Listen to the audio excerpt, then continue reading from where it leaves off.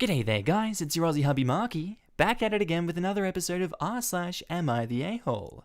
Now, if you love me like I love you, then you know what to do. I want you to tackle that like button like Steve Irwin would tackle a bloody crocodile. And maybe even chuck an Aussie flag down in the comments, maybe a crocodile down in the comments, who knows. Now with that said, I want you to sit back, relax, chuck a prawn on the barbie, and get ready for some bloody good content. Posted by user T-Swan-R-00, titled, Am I the A-hole for asking my girlfriend to get rid of her dog? Throwaway because she has read it. So me, male 23, and my girlfriend, female 21, have been dating for 2 years, and we've moved in together 3 months ago. My girlfriend was living with her mother prior, and they had a dog for 4 years. When we were talking about moving in together, she begged me to let her bring her dog, and she said she would pay the pet deposit and I wouldn't have to clean up after her, and I never had a pet before, but I agreed. But after living with them for 3 months, I don't think I want the dog around anymore. Typically, when I would go to her old house, she would lock the dog out of her bedroom to spend time with me, but now the dog is just everywhere. At night, she'd rather cuddle with the dog than me. She takes it for 3 walks a day, and most times she brings it for car rides and then makes me go into whatever store alone so she can sit in the car with the dog.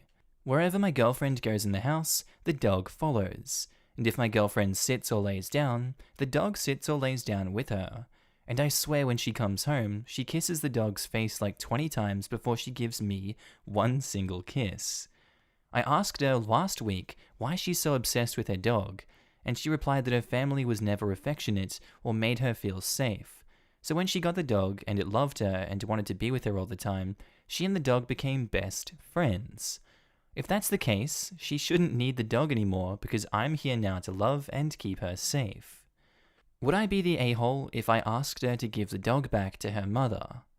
Personally, yeah, you would be the a-hole if you did that because she didn't get affection from her family early on in life, and taking away that only bond just because you don't like the dog and it's stealing your thunder is a dick move, and that's not okay. That's going to sever your relationship with your girlfriend, and I feel like deep down OP knows that it's the wrong thing to do. They only have a problem with the way it interacts with the girlfriend. They don't seem to have a problem with anything else around the house, like cleaning up after the dog. Update. Okay, I get it, I'm the a-hole.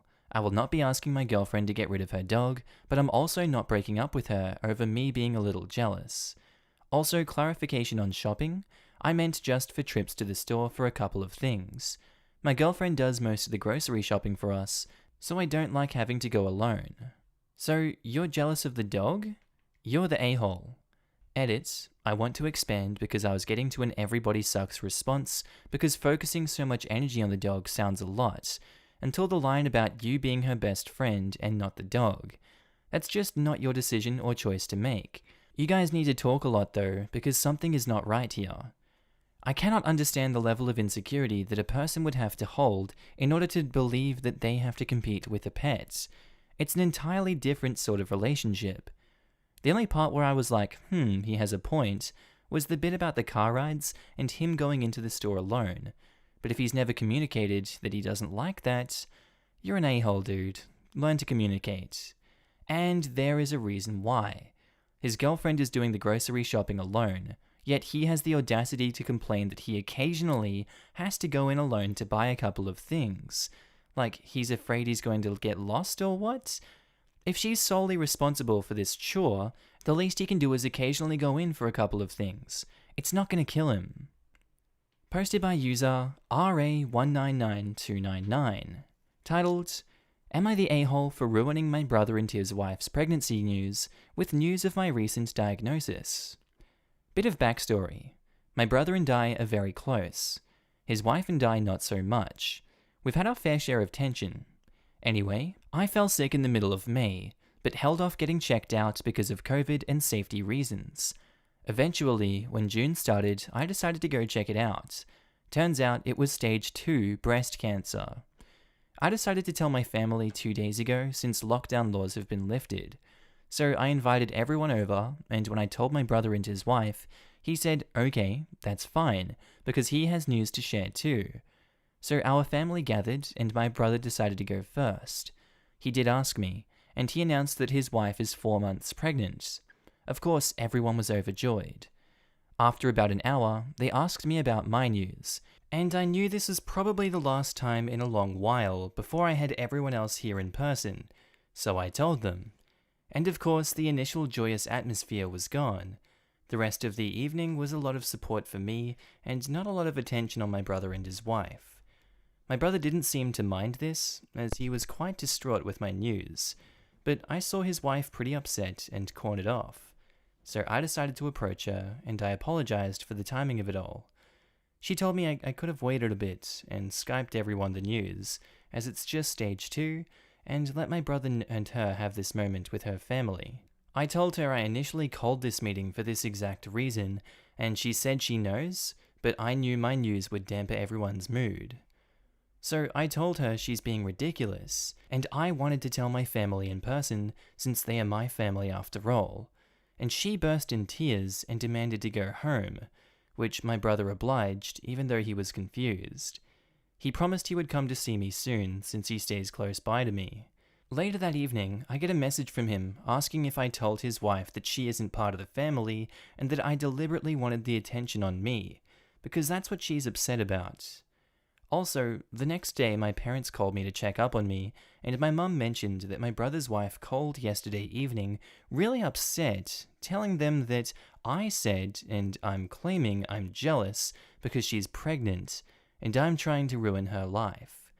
I told my parents what actually happened, and what I really said, and it's caused not only tensions between his wife and me, but my parents and her too. And now she's also blaming me for my parents not being her biggest fans. My brother is torn but has been trying to talk to her, which results in more tears and a strain in their marriage. All this drama is making me think that I should have just called up everyone, or rather just told my brother that his news had to wait, even though that would have been selfish of me. I really wanted my family's support that day, but I'm starting to rethink whether it was worth all of this drama and potentially causing further problems. So Reddit, am I the a-hole? Edit. Wow, I didn't expect to get so much lovely feedback, and to think I was slightly scared to post this. Thank you all for the unnerving support. Love and hugs. I read, and am still reading, every single comment made, and I really appreciate it. I will most definitely fight through. Thank you all so much. Just wanted to add a few points. When brother told me he had news too, he was really super excited, and added it as a just by the way, I'll announce mine too. He did apologize and admit afterwards if he had known what my news was, he would have held off his. Because right now what's important is my recovery. He also admitted he wrongfully assumed that my news would automatically be good. I'm usually always the happy chirpy one. His wife wasn't too fond of this either. Brother's wife also had a miscarriage beginning of the year, which is why this pregnancy I suppose was extra special. I'm truly happy for them, I just wish she could understand, like one user pointed out, that this isn't a competition. I don't know why I couldn't tell him over the phone. We're really close and I knew it would have crushed him. I couldn't steal him away at the gathering either, because he was the last to arrive, and when he did, he just quickly mentioned, "Hey OP, mind if I go first?" And I was frozen on the spot, so I said sure. Also, pretty silly on my part. It's hard to explain that feeling where you're absolutely frozen and there's a big lump in your throat that prevents you from speaking, but saying the news in the first place was really difficult to begin with. Edit, just another point to clarify. I'm not a saint, but my brother does mean a hell of a lot to me. It's exactly why his wife and I cleared the air between us before, because I wouldn't deliberately make his life hell by peeing her off. Hence why, when I saw she was upset, I approached her, and when she told me I could have Skyped, I responded with, I wanted to tell them in person since they are my family, and they would probably want to be there with me when I broke the news. I never once implied she wasn't a part of it. My brother and parents know this. So obviously right off the bat, OP is not the a-hole for this at all. It is in fact the sister, or the sister-in-law that you could say. She is overreacting in this situation and obviously very jealous, where she has no place to be, and OP has said it better than I can in those updates. Not the a-hole. You called the meeting for your news. Also, if sharing it in person was unimportant, then why couldn't your sister-in-law share the pregnancy news over Skype? Her own reasoning should have been good enough for her. And good luck with your treatment. My thoughts exactly. Also, I bet if OP did try to stop them from their announcement, I suspect the sister-in-law would have gotten upset still. Also, not the a-hole. Yup, bottom line here is, all the drama is coming from sister-in-law. She is the one making the situation worse for everybody, but mainly to herself.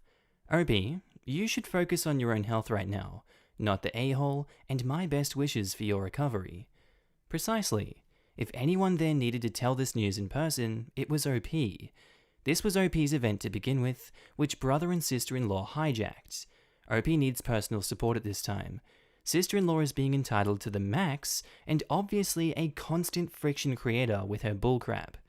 No doubt in my mind that OP is in the right, and sister-in-law is constantly trying to make things about herself and control everyone with her bullcrap. It's 2020, we're cutting that negativity out of our lives, put her in the trash.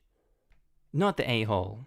I was so ready to call you the a-hole from the title alone, but you arranged this meeting to break the news of something very, very serious, and your brother decided that it was time to break the news as well. Could you have handled this better? Well, yes. You could have asked him privately what his news was when he said that he had something to announce, so that it didn't get awkward like this. But regardless, the blame does not fall on you at all. But the fact is that cancer is, like, a bit more of an important thing to announce than a pregnancy, and the sister-in-law made a huge misstep getting jealous and saying what she did. Skype? Really? She's definitely the a-hole here. There are things more important than a pregnancy, especially because a pregnancy has a lot more of a time frame to announce than a disease you're going to need to get some pretty obvious treatment for. Also, I wish you a good recovery. Posted by user Chelsea Fayer, titled, Am I the a-hole for not wanting my best friend to be godmother to my daughter due to her short life expectancy? My best friend Mia has cystic fibrosis. The average life expectancy for cystic fibrosis is about 37, but Mia's doctors don't think she'll get to 30. When we were kids and her cystic fibrosis wasn't something I was hyper aware of, we agreed that we'd be godparents to each other's kids. I recently gave birth to a baby girl, and obviously due to COVID, we've had no visitors to meet her, but I FaceTimed Mia from the hospital. She started the call with, "Let me see my goddaughter then," and that's when I remembered the agreement that we made. Don't get me wrong, I adore Mia. She's my best friend, but it seems a bit silly to allow her to be a godmother when, 1, she probably won't be around by the time something could happen to go wrong for me, and 2, her quality of life would in no way enable her to look after a child. That is so heartless. I waited until we were home before I said anything to Mia, and when I asked her if she was okay with it, she said she was. But I got a text from her mum later that night asking how I can claim to be her best friend when I treat her like that. A few of our friends have also said I'm an a-hole for taking something away from Mia that she's been looking forward to for so long. I called Mia and asked if she was upset, and she said that she really was, and that it was another thing that she couldn't do because of her cystic fibrosis. I sympathized with her, but I said I wasn't going to change my mind. She's really upset with me now, along with our friends and her parents. Am I the a-hole? Yes. Why did you change your mind like that? It can just be a symbolic thing. She shouldn't have to follow through with the godmother duties that you can lay upon someone. I don't understand why OP switched the mentality so easily like that. I don't know how you could be not the a-hole in this situation. Your best friend is going to die, and you removed one of the things that she was looking forward to. How can you reconcile that with yourself, OP? I don't understand. You're the a-hole. Godparents is someone who agreed to guide and support her religious development of a child. It isn't a legal position. You put that in your will. Excluding her like this is cruel and unnecessary. Let her be godmother, and in your will, state who will receive guardianship if you pass. Here is where you choose someone who will be healthy and capable of raising a child. You have no doubt badly hurt your friend. Apologize and try to mend things. Thank goodness someone understands a religious ritual is not a legal proceeding. I think it goes hand in hand with a misconception that you can will your kids to someone. In the event of both parents' death, the family courts will need to make an official guardianship ruling.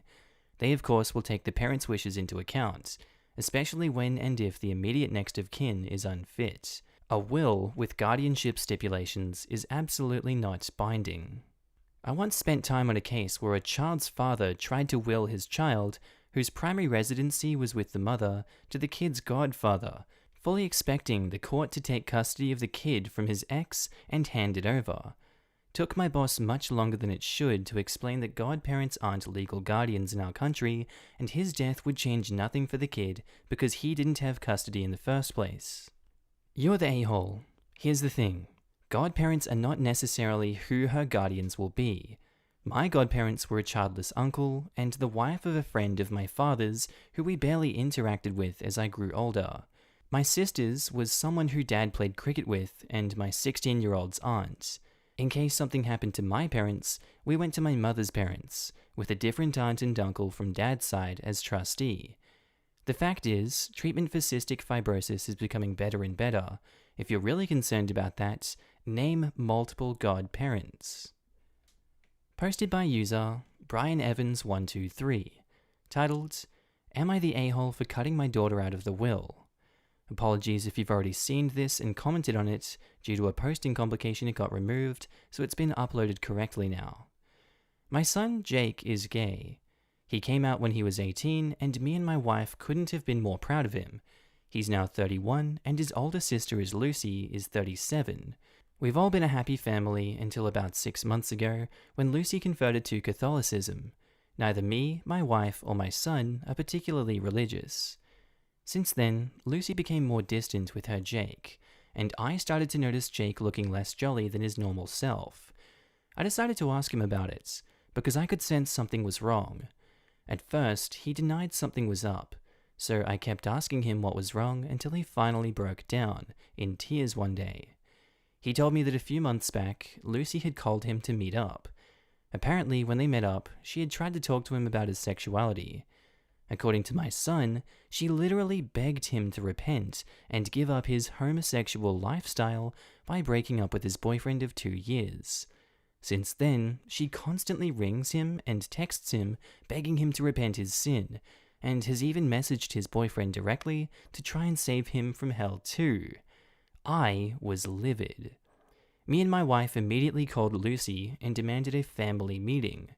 We all sat around the table, me, my wife, Jake, and Lucy, and we asked her about it.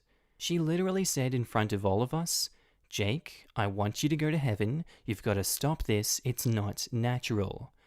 My wife burst into tears, and I started to literally shake in rage.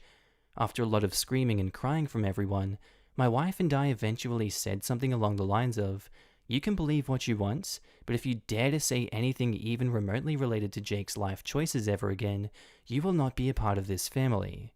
Her response was to look Jake in the eyes and say, can you not see what you're doing is wrong? It's a violation. It's sick.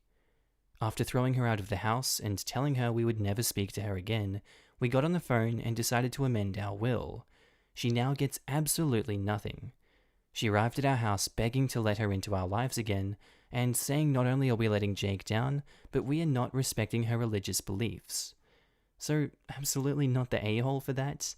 That's a disgusting amount of homophobia, and if it's only coming out now, I can only imagine how Jake has been feeling his entire life, with her subtly bearing that down on him. That doesn't seem like a small change at all, and the parents are surprised about it, so she's obviously been hiding it very well and making Jake not say anything. What an insane amount of abuse to build up over one's lifetime. Jesus, I do not blame them for cutting her out of the will. That's disgusting. That leads people to suicide, that kind of stuff. We can't be accepting that. We have to actively take that out of society. Edits. Thanks everyone for your touching words and advice. It's truly wonderful how supportive everyone has been, both with legal advice and heartwarming comments. Thank you also to the people who have reminded me the importance of forgiveness. We will reach out to her and try and come to an understanding. The main thing we all want to do is put this behind us. For the people who have suggested family therapy, we are taking that into consideration. Obviously, with the current situation in the world, our options are limited, but we will see what we can do. Thanks all. And my comments personally, it's not the be-all end-all. People do deserve forgiveness if they work towards forgiveness. And if she does work this out, then more power to them. Not the a-hole. How ironic is it that she is angry you aren't respecting her beliefs, and yet she feels no responsibility for respecting the beliefs of the rest of you?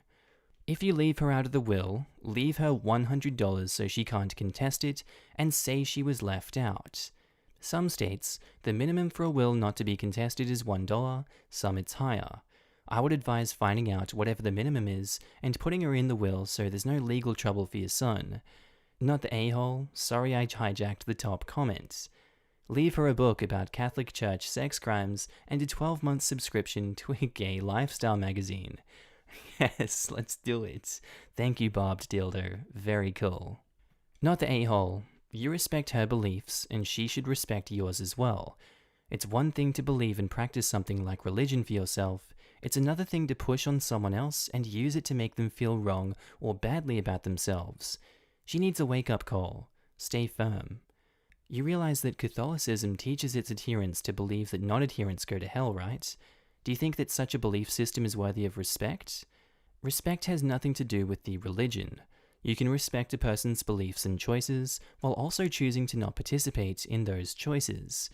Respect has everything to do with how you treat others and accepting that not everyone has the same opinions and being okay with that. Someone else here pointing out saying, "Can you stop spreading such nonsense, please? Most Catholics believe that everyone who is good goes to heaven.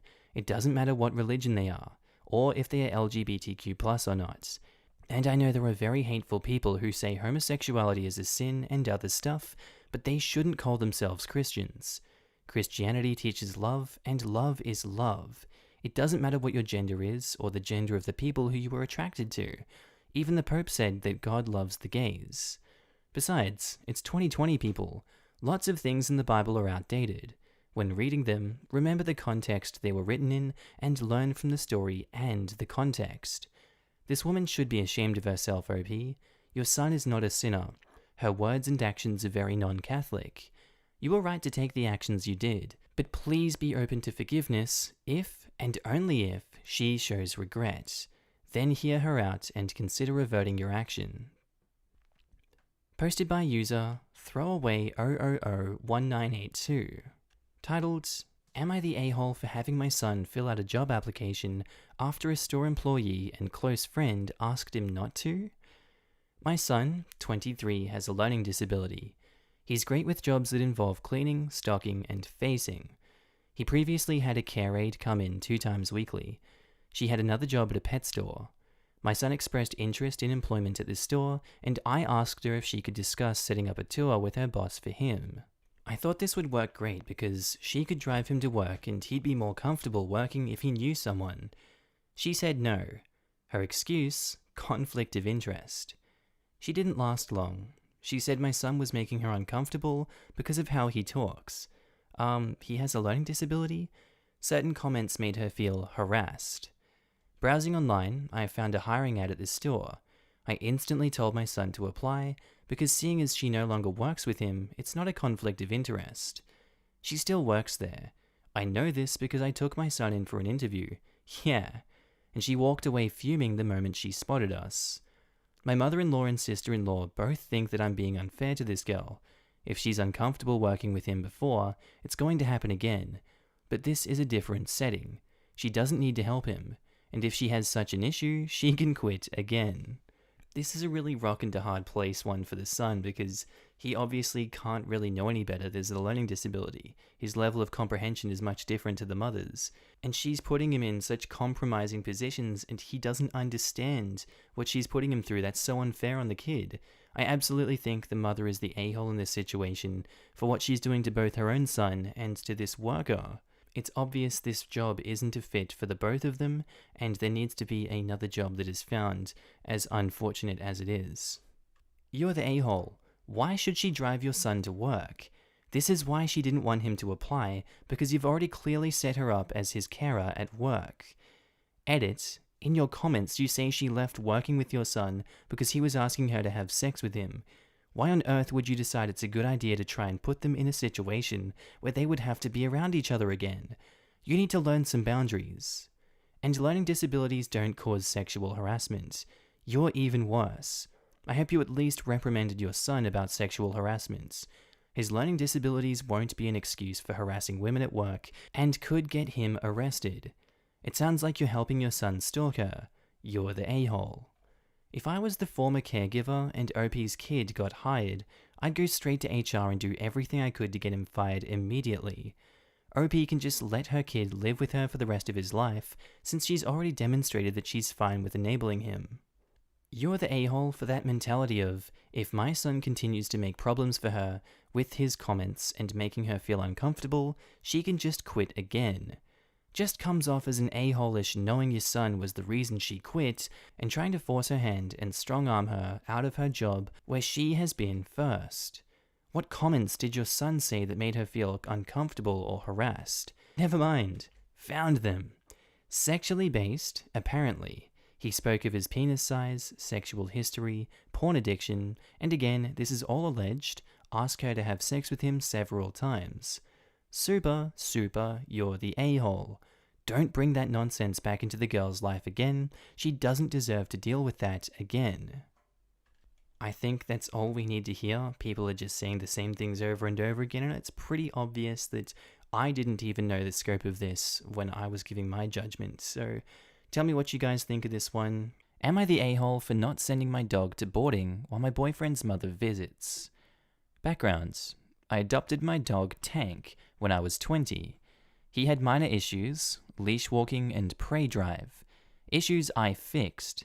This dog is a saint. Never bit anyone or shown aggression. He's a very well-trained dog. He is now 5 years and 60 pounds. Now, my boyfriend, 24 male, and I, 24 female, live in an apartment with my dog. We moved in together last year, but we've been dating for 4 years. In December, my boyfriend's mum invited herself to come visit in July, provided everything is good by then. Now, when she decided this, we were under the impression that she would stay at a hotel or something. We live in a small, really small, 2-bedroom apartment, but we use the second room as a shared office space. But whatever, we'll deal. We can throw in a bed and move the room around. But 3 weeks ago, she was talking to my boyfriend, saying she would be staying for 2 weeks because she wanted to sightsee. We live in a small city, and because she really wanted to be with us. I could tell he was happy about this because he misses her, and he doesn't get to see her a lot because we live far away from her. I wasn't going to argue with it. I know it makes him happy. But then she called again last week, and she told my boyfriend she wouldn't feel comfortable if Tank was in the apartment with her because he's big and you can't trust dogs like that. She said she didn't feel comfortable with his size or breed. She said that he could be unpredictable because I got him at a yearish old and don't know about his past. She asked my boyfriend if he would have my dog boarded the whole time while she was here. He brought it up 3 days ago and I immediately said no. He asked me if I would think about it and I said no again. Now he's angry with me. I'm fine with her staying with us, fine with her staying for 2 weeks. Fine with having to move our office around and buy a bed to accommodate her. I'm fine with her staying here by herself while we're at work. I'm fine with all of that. But I draw the line at leaving Tank at a boarding facility for 2 weeks straight. I've never done something like that with him. I don't want to risk anything. I even looked into it, just at the pricing, and it's too expensive. This is his home. He deserves to stay here. I've never had a problem with her before, but this is ridiculous. She's never met Tank in person before, but she gets a lot of pictures and videos of him, and when we video chat with her, sometimes she joins in. She's never said anything about her concerns before. I feel like she's judging him before she even meets him. He isn't a bad dog, but she doesn't want him at the apartment while he's there at all. Am I the a-hole because I won't board Tank while she visits? My personal judgment is not the a-hole. That dog is like another family member in the house, and she doesn't get to dictate, hey, I want this kid out of my house. This dog is like a kid to me. Send him to a baby shop down the road. They can deal with him for 2 weeks. I don't want your kid in my house. It's like, that's not okay. You can't put that on someone. And the husband is so spineless for not sticking up for the wife. He's agreeing with the mother. Baby man, baby boy, get out of here, baby boy. Not the a-hole. She can stay at a hotel. He's not a book you can pick up and put down at your leisure. He's a living, breathing animal who needs his routine, comfort, and recognizable surroundings. Dog boarding at a decent place is so expensive anyway. Basically the cost of a human hotel. No way the OP should shoulder those costs. So boyfriend can pay for mum's hotel, or mum can. Someone needs to dish out that amount. Not the a-hole. Self-invited guests do not get to dictate the conditions of their stay. Your boyfriend should have your back on this.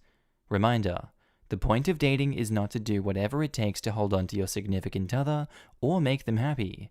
It is to be yourself, stand by your values, and see if the two of you are compatible and whether either is a keeper. Do not back down on this. OP says, I've made myself perfectly clear to him. Tank stays in the apartment. I'm not sending him somewhere else so that she can be more comfortable here. She decided to come here, and I'm not mad about that. I'm happy she's visiting. My boyfriend does not get to see her that often, because she lives so far away. He's happy she's coming, and I won't take that away from him. But when she says she was coming to visit, we honestly were expecting her to stay in a hotel. We've been dating for 4 years, and we honestly don't have any real issues. This is the first real thing that's come up, but like it or not, I made a commitment to Tank when I adopted him, and I'm not about to drop him off at a stranger's place for 2 weeks. Mother-in-law, you're welcome to stay whenever you wish, but this is Tank's home, and his presence is a condition of you staying with us. If that makes you uncomfortable, you are more than welcome to find a hotel. Thank you, dusty old bones. Very cool. Not the a-hole. You are being accommodating as it is. To be frank, your boyfriend's mother is rude. You don't make demands when you're a guest in someone's home. You make demands of hotels. I would suggest that if she doesn't like Tank, then she should book herself into one. Update. Am I the a-hole for not sending my dog to boarding while my boyfriend's mother visits? After a week of angry silence, waiting for each other to bring this up, I bypassed my boyfriend and went to his mum. I reached out, talked about her feelings for Tank. It started out pleasant. Then I told her that boyfriend said he wanted my dog boarded, and I asked why she didn't feel comfortable with Tank. Direct quote, "You don't know what his past is. He's big and unpredictable, and I don't want to be staying with that. It would be different if you knew, but you don't. I just don't feel comfortable sharing a space with a dog that may attack me for going pee in the middle of the night or grabbing a cup of water." I was angry, and I didn't want to scream and make her upset. So I very politely said, if you don't feel comfortable living with Tank for 2 weeks, even though your own son has been since August, you can stay in a hotel when you visit. And I hung up on her. Boyfriend got home a few hours later and was angry because I talked to her, made her upset, and hung up on her. Now she thinks I hate her, and he said I wasn't being fair to her. I asked why he wanted me to board Tank so badly. Boyfriend knows he wouldn't attack her or do anything aggressive towards her. And all he had to say was boiled down to, can you just do it to make this whole thing easier? He's a dog.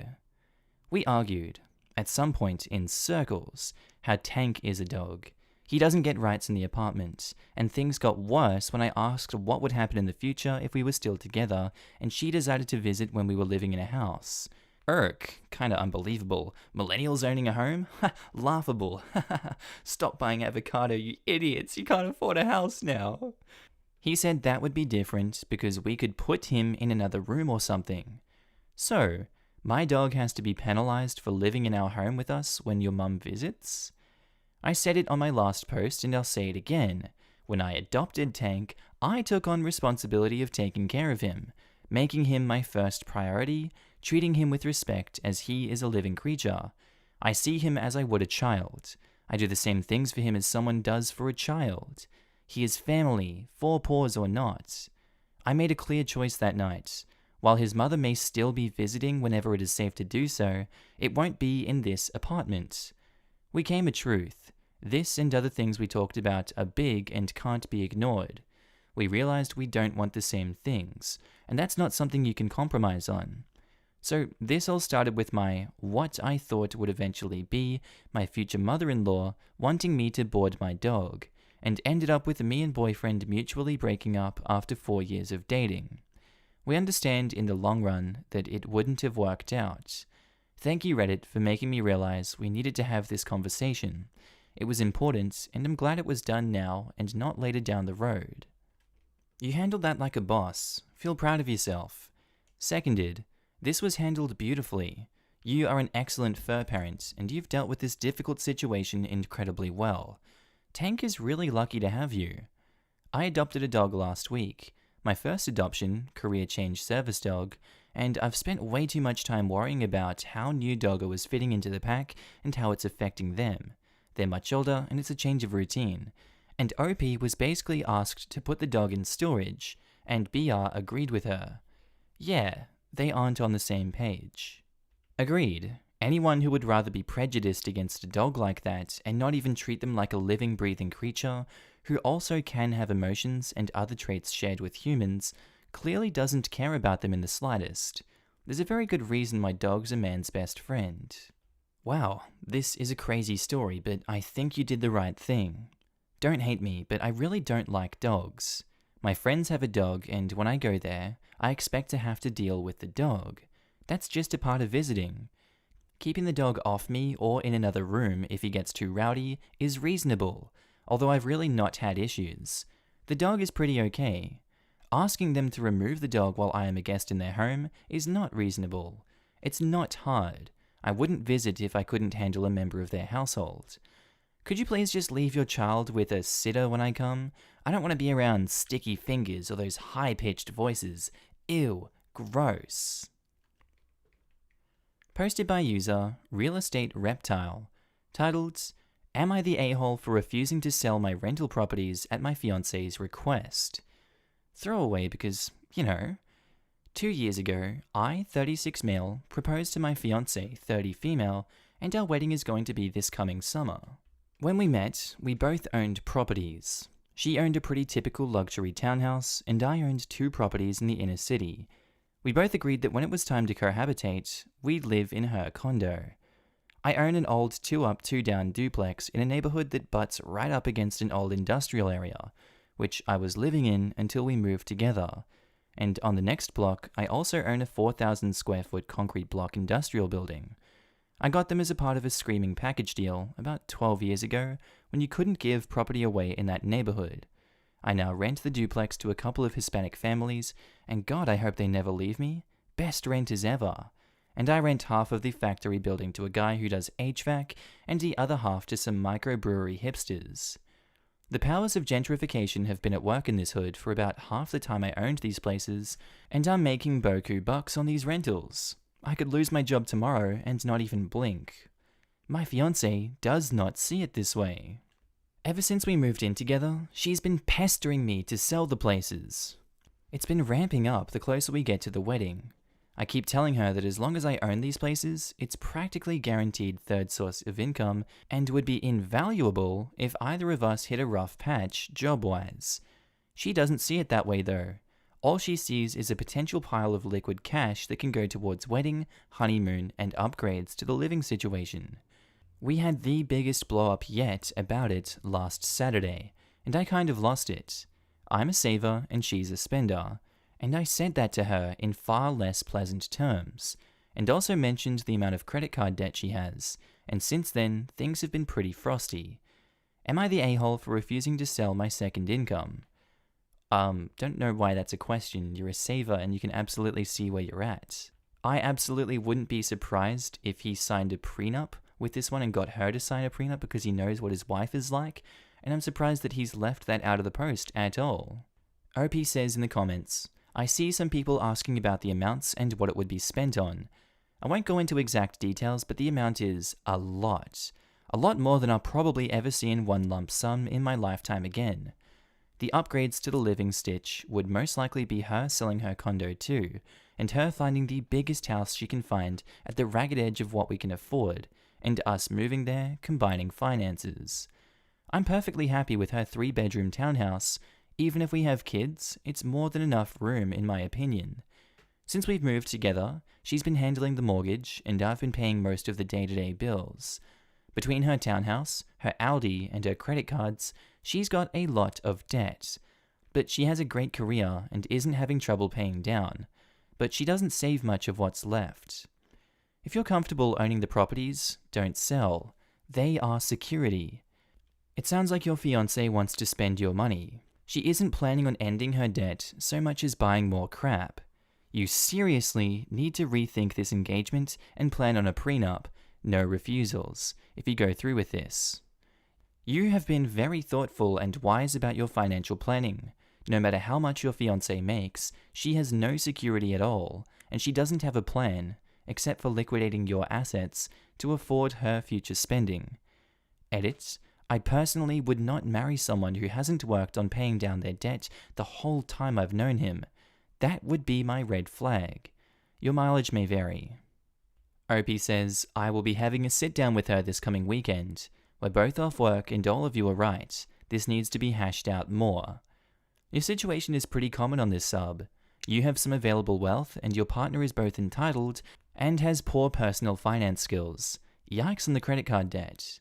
I recommend a quick perusal of the r/personal finance prime directive before you talk with your partner, and there's a link. I wish you the best and please keep us updated with the outcome. Not the a-hole. When you marry someone, there are lots of things that you have to let go and not start World War III over them. You just acquiesce and move on. This is not one of them.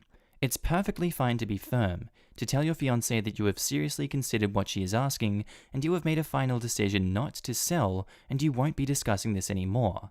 And if she continues bringing it up, you will seriously question her motivation and financial responsibility prior to this marriage. If you need to put the wedding on hold for a bit while you hash this out, that is perfectly fine.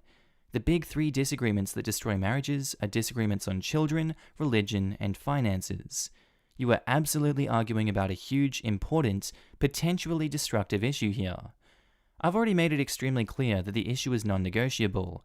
As long as I'm alive, able, and willing here, these properties are staying with me. Yeah, probably it's time to start delaying the wedding until you're confident she understands and accepts this. She doesn't have to be happy about it, but she does need to accept it. It's not an ultimatum. She may accuse you of issuing one, but it is an important issue that must be put to rest before you are married. And here's a nice one. There was a comment deleted by user, but I like OP's reply. I don't know what the user was saying. OP says, 1. Yeah, I lucked out big time with this initial purchase. 2. I do my own mechanical and remodel work. I farm out envelope stuff. Roofing, windows, siding, and flooring. 3. She has way more debt. I pay the non-mortgage household bills, but she insists on the mortgage herself, which is in addition to her student, CC, and car debts. 4. We've been planning as if I'm not selling anything. What she wants is for me to cash out so things can be changed for the more extravagant for the wedding and after, which I dislike immensely. Update. Am I the a-hole for refusing to sell my rental properties at my fiancé's request? So the conversation didn't happen until the weekend of the 14th of March. Life got in the way. It started fine, but it quickly went south and ended in a big fight that degenerated into a lot of petty crap slinging by the end. She accused me of not trusting her, which is fair. I pointed out that her habits made it basically impossible to trust her with money anyway. Probably not my proudest moment.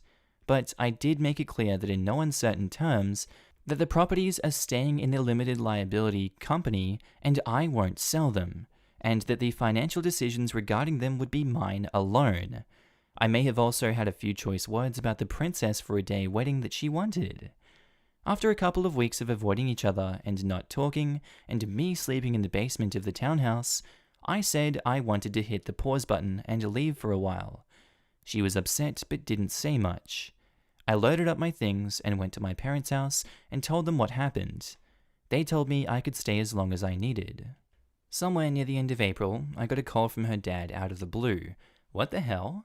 demanding to know what was going on and why I'd broken things off. I tried to explain what had been going on, but he was the angry dad of an upset young woman, and I don't think much got through. That call ended with him calling me a scumbag and hanging up on me. I've only had a few properly long-term relationships end in my lifetime, but that's the first time I've had an angry father yell at me about one. There's been no contact since.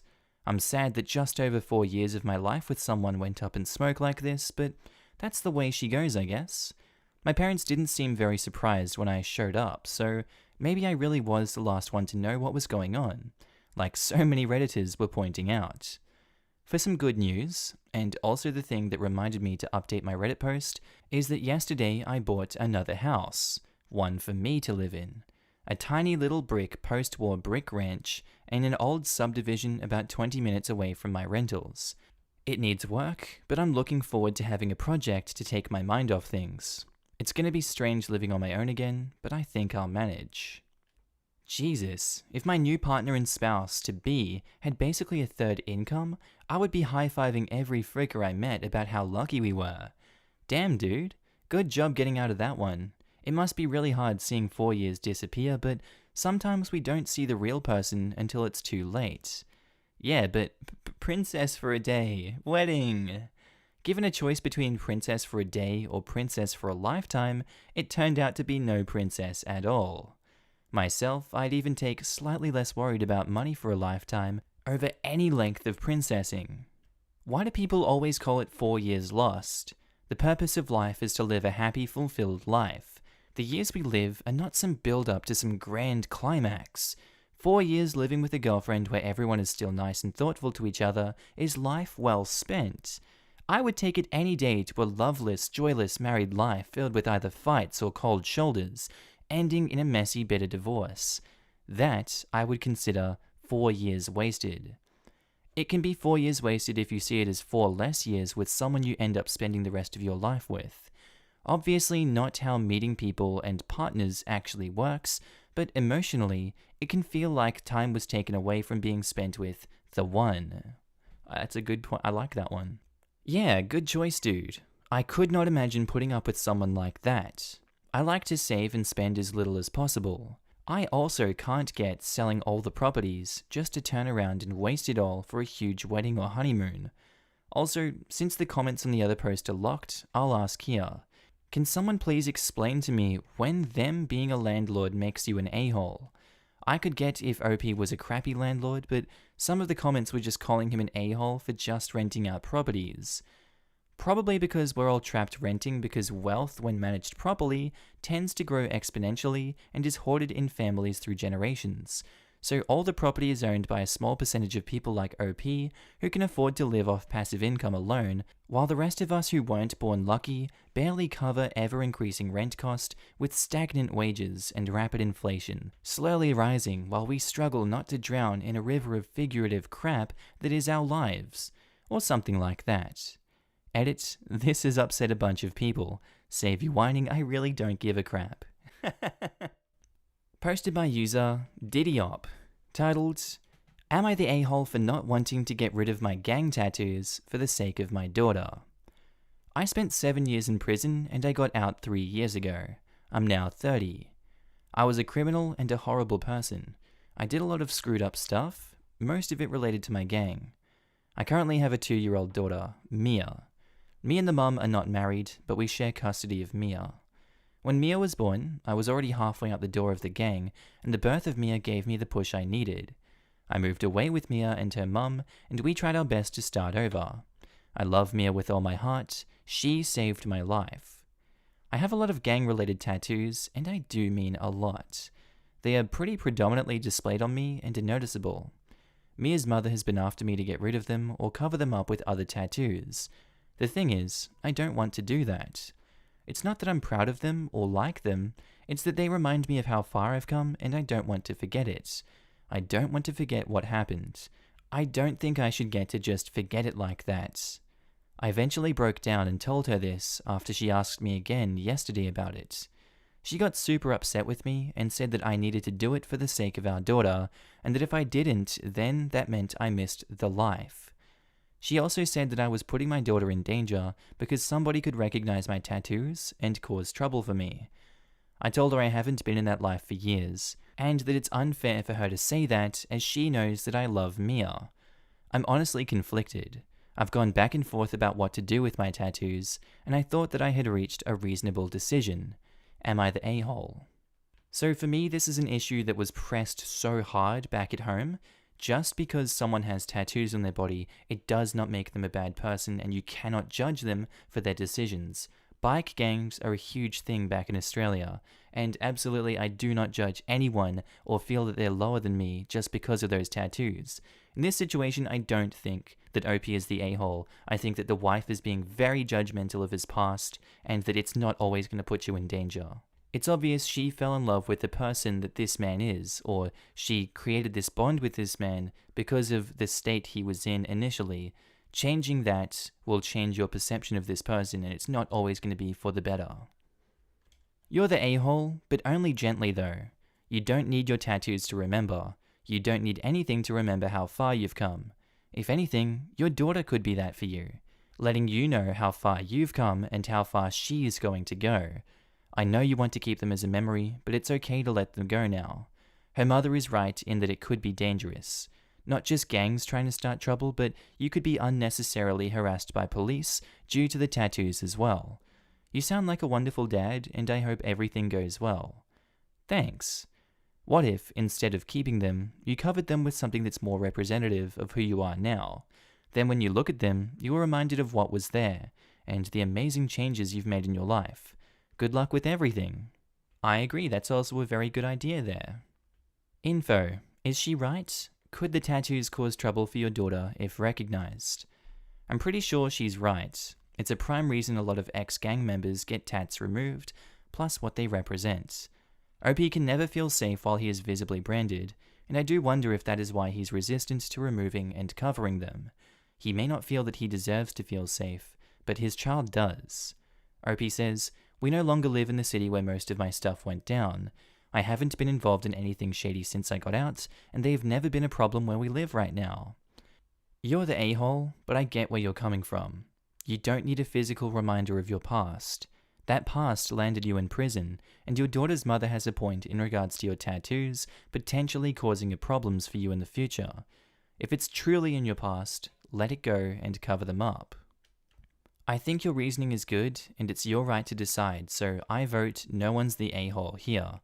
But you should be aware that it's a pretty common response for normal, non-criminal people to be revolted when they see people with gang tattoos like you, and you're always going to be Mia's father, the gangbanger, that the other parents don't trust. Yes, however, and I don't mean to sound full of myself, I have done a pretty good job of turning my life around. That's something you can be proud of, but the perception of your parents does matter. If they can see your tattoos, then they will make assumptions that include the idea that you're still involved with gang activity. And it won't matter whether you're right or wrong. It will impact your daughter's life if she gets to be known as the daughter of a gangbanger. Update. Am I the a-hole for not wanting to get rid of my gang tattoos for the sake of my daughter? I listened to what everyone told me, and one person in particular who suggested that I get Mia to draw something to cover up some of my tattoos. Well, I got her to do that, and I covered up some of the most significant ones with her drawings. They all turned out beautifully, and I'm so grateful for the idea. I'm working on incorporating my remaining tattoos into a new design, as other people also suggested. I'm also trying to work through the existing feelings I have regarding my old gang. Mia's mother has been very supportive regarding all of this, and our relationship has been a work in progress too. It's been a work in progress, but seeing my tattoos turn into something that I love has been a very cathartic experience. Thanks all. I love that I'm seeing an a-hole judgment actually end up well. Receiving the judgment of a-hole didn't close your mind, it opened it. Good for you. Congratulations, man. Gang-related prisoners have an 83% 5-year recidivism rate compared to 45% or so for the general public. You've done something very difficult, and you should be proud of that. Sending good feelings your way. Thank you. Hoping I can also get back to school at some point. Reach out to the people and organizations and ask for help, because you are the exact person who they want to help. someone who wants to do work to improve their own life. I know you probably don't believe me, but you are. Or that you're worthy of help, but you are more than worthy. You are the type of person that anyone you contact for help will go out of their way to help. Because again, they want to work with people like you who want to do better. You are the exact type of person they want into a helping profession to help. Thank you so much. I don't feel like I deserve the help, but that's another thing I have to work on. If you want the help, you deserve it. Am I the a-hole for calling a friend out on her subpar writing skills? I, 19 female, am in a group chat with some high school friends where someone mentioned their future career preference and their backup option. It started a whole thread where everyone shared the same. One girl, I will call her B, said she wanted to become an author. Now, I will admit to something I have never said to anyone before. B can't write. She butchers the grammar, doesn't have a good vocabulary, has been vehemently opposed to criticism from teachers all through high school, and tends to write characters of an ethnicity/nationality she knows next to nothing about. However, I have always believed writing is a learning process, and every writer improves with time. I have always supported her, and even edited her lit assignments. After 14 minutes, yes, I went back and counted, of talking about her future as an author, when no one said anything negative, I asked what her backup was, simply because everyone mentioned one and she didn't. She never responded.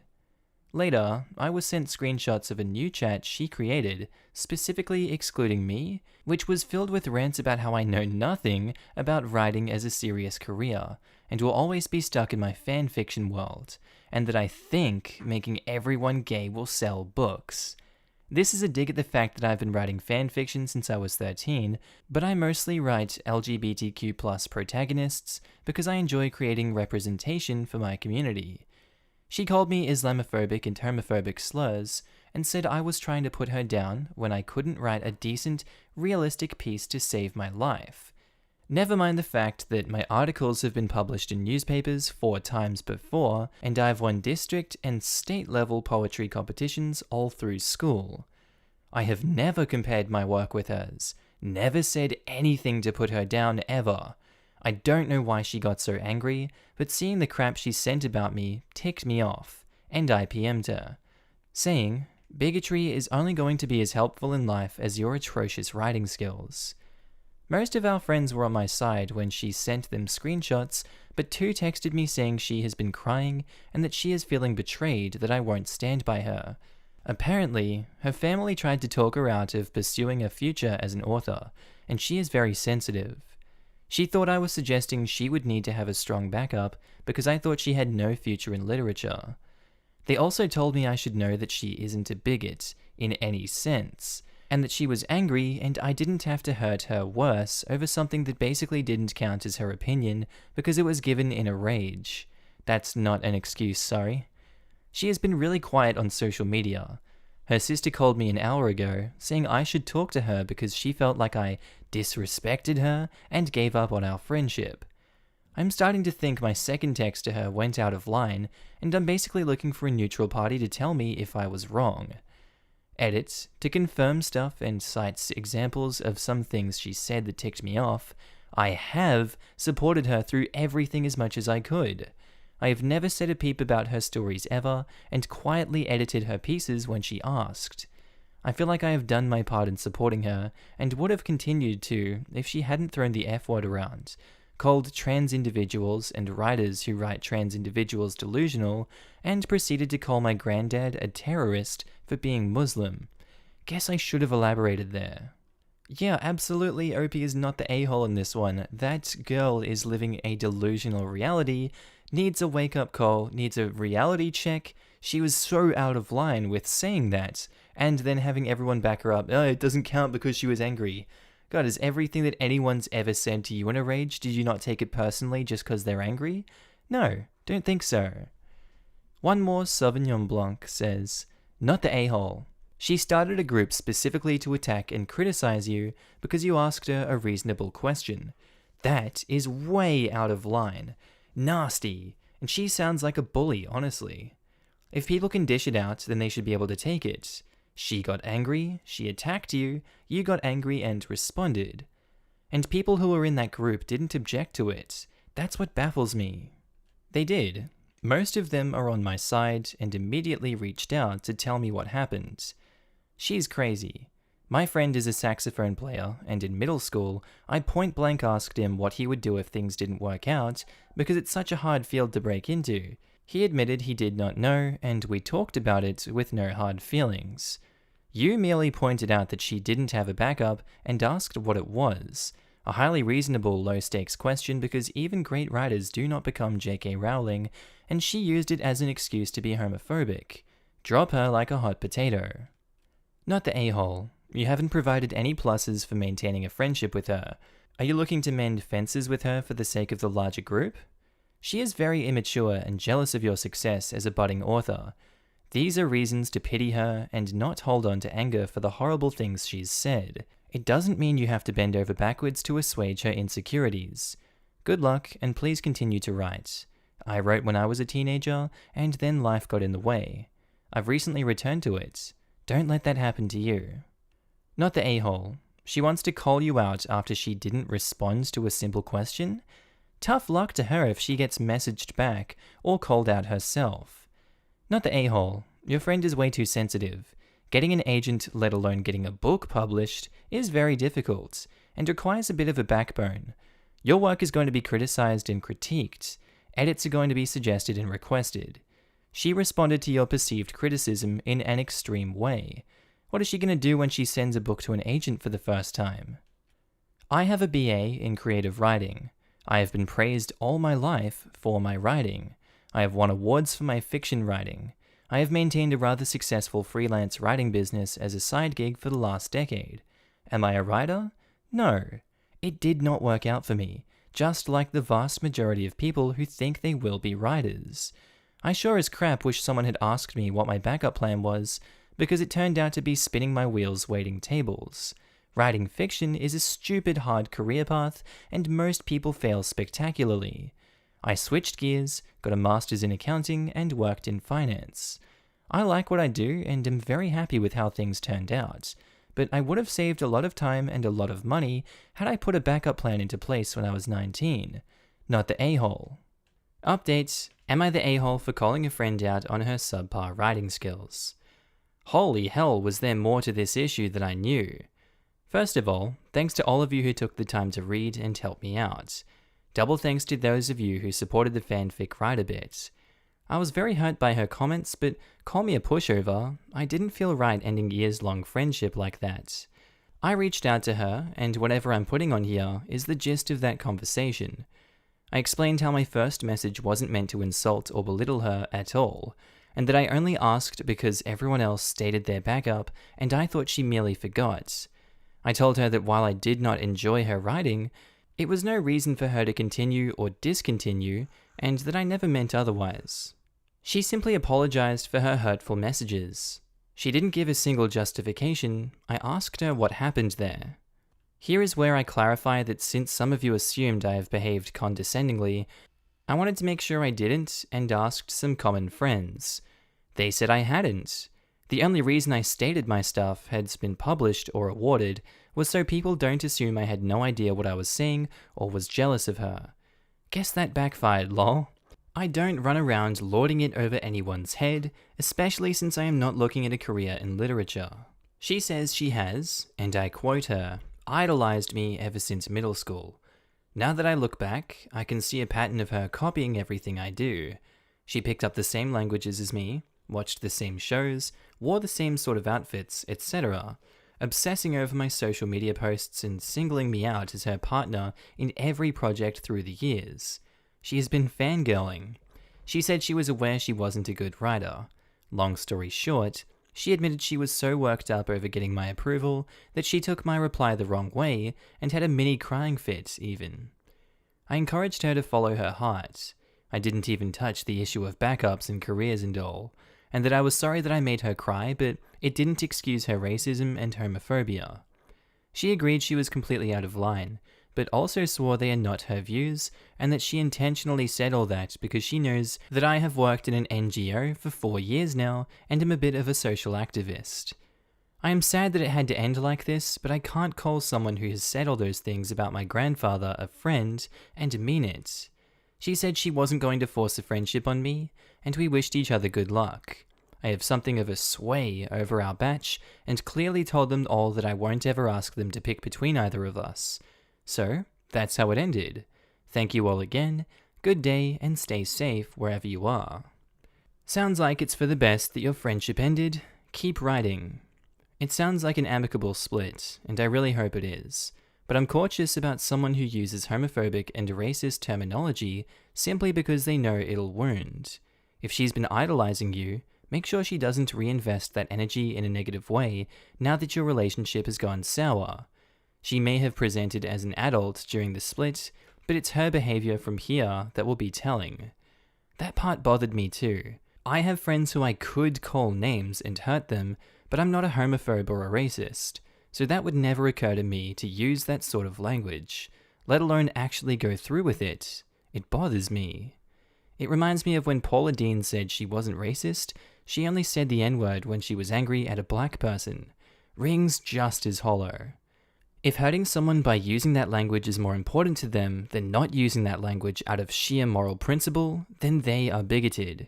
You don't get to pick and choose context. It's a blanket deal. I don't know if that could be taken as me disagreeing or something. I agree with you. I just wanted to elaborate on my views, building on your original point. Posted by user Step Siblings Am I the A-hole? Titled, Am I the A-hole for kicking my stepbrother out of my car after he grabbed the steering wheel? My stepbrother's car broke down and needed a ride to school. We both leave at the same time, so I agreed to take him in mine. I still don't know why he did this, but on the freeway, he put his hand on the steering wheel and honked the horn. I lost it. I told him to never fudging do that again, and how that's dangerous as hell and rude. I kicked him out of my car as soon as we were off the freeway. It was only a 5-minute walk to school, but I wasn't going to drive him anymore after that incident. When I got home, his dad was ticked at me, saying how dumb and reckless it was to leave him out there, and I basically told him that he's 17 and can walk for 5 minutes, and I just went to my room. My mum came in a couple minutes later and grounded me for a week. Am I the a-hole? Edit, when he grabbed my horn, he turned the wheel too. Absolutely not the a-hole. He's so stupid doing that, and it came out of nowhere. Of course, he can suffer the consequences of getting the hell out of the car. She's lucky he didn't get pulled over on the side of the highway and be like, alright, make your way from here. See you later, sucker. Not the a-hole. You're right. He's 17 and can walk for 5 minutes. Not the a-hole. It is amazingly dangerous for someone else to grab the wheel and honk the horn. He can walk the whole way if he needs to learn that lesson, and your mum and his dad shouldn't be supporting him in this. Info. Do the parents even know he did this? If it was me, then this would so definitely be the hill to die on. Better to stake a claim to the hill than not, and actually die because of stupid crap like this. I'm on your side here. A car is not a toy. It's a 2-ton chunk of metal and rubber that kills hundreds of people every day. Not the a-hole. I'd probably say something like this. By punishing me, you are affirming that his dangerous behavior is acceptable. I would be happy to give him rides in the future if I were convinced that he understood the gravity of the situation and that you agreed that it's too dangerous to do again. Or make him sit in the back seat in the future. We're talking about someone that reached over the driver and did something dangerous. That's also possible from the back. I'd still not want them in my car until I was convinced they understood the severity of what they did. But I like the sideways way that you think. That didn't even occur to me. Screw that. He'll be going with his sister to school till his car is fixed. I'm not screwing around with him anymore. Did you accidentally respond to me instead of the person I was responding to? Because my message was intended to be that, even in the backseat, the guy is a dangerous hazard, and you seem to agree with that sentiment. Yeah, my bad. The other guy will see this. Not the a-hole. Your stepbrother and everyone else should know that he's not entitled to be a jerk in anyone's car but his own. Update. Am I the a-hole for kicking my stepbrother out of my car after he grabbed the steering wheel? A lot of you guys said I should tell my mum and stepdad what my stepbrother did, and that's exactly what I did. I told them that he grabbed the wheel to honk the horn and that it moved the wheel. I didn't expect either of them to act this way, because they always tell me off when I have any sort of issues with any of my steps. But my mum and stepdad were ticked and tore him a new one. They ungrounded me and grounded him. My stepbrother is mad at me for snitching on him, but oh well, it's his fault, not mine. So yeah, things are better, and I'm not grounded anymore, so there is that. Thank you all for the comments. He could have killed you, and he snitched first. I was driving around with this girl that I liked a few years back, and she always tried to be edgy or whatever. Think, I wish I was dead, lol, just kidding, but not just kidding. Humor, sometimes. One night, we were driving around having a deep conversation about something after spending a really awesome day together. She grabbed my wheel while I was driving like 45 miles per hour down the road and tried to pull the wheel hard. Thankfully, she wasn't too strong, but she was genuinely trying to turn my wheel. That could be misconstrued a few ways. I pushed her off and was reasonably very upset. I drove her home. I told a mutual friend of ours about it, and they said I should be more sensitive because the girl is bipolar. I countered by saying she might have literally just tried to kill us both. My friend, her best friend, said she was obviously kidding around and shaking the car, and I'm a dick for implying anything else. They were both, then, mad at me for a while, but what my friend doesn't understand is just how hard this girl was pulling my wheel. Very odd. Makes you think. Trust the people you get in the car with. I don't associate with either of them anymore, for many reasons, but I don't need that crap in my life. For OP, I understand the feeling in your stomach when someone grabs your wheel.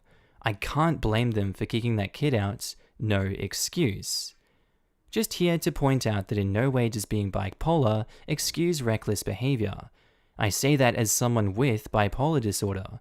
It may provide context, but it doesn't justify her behavior, whether she was joking or attention-seeking or serious. I hope she got some help and her friend pulled their head out of her ass. Yeah, mental illness may be an explanation, but no excuse. Having a mental illness means you have to work on it, not that your environment has to accept everything. But he snitched on you? He's mad that his little stint to get me in trouble failed, and now he's in trouble. It's whatever. He can be mad. I like your attitude about accepting and not caring that he's mad. I wish more people would have that attitude when others try to manipulate the situation by sulking or getting angry when they're clearly in the wrong. No need to sacrifice yourself for a bully. I mean, why do I care if he's mad at me? We aren't really close, and I don't talk to him often. He will get over it. You shouldn't, and it's a great attitude, but unfortunately, it's not a common enough one. The crap people will put up with to avoid someone else being mad is insane. For me, I just don't care. I don't search out people to hate me or be mad, I just do what I do. People get over everything eventually. Posted by user, Dying is stressful, isn't it ever, buddy?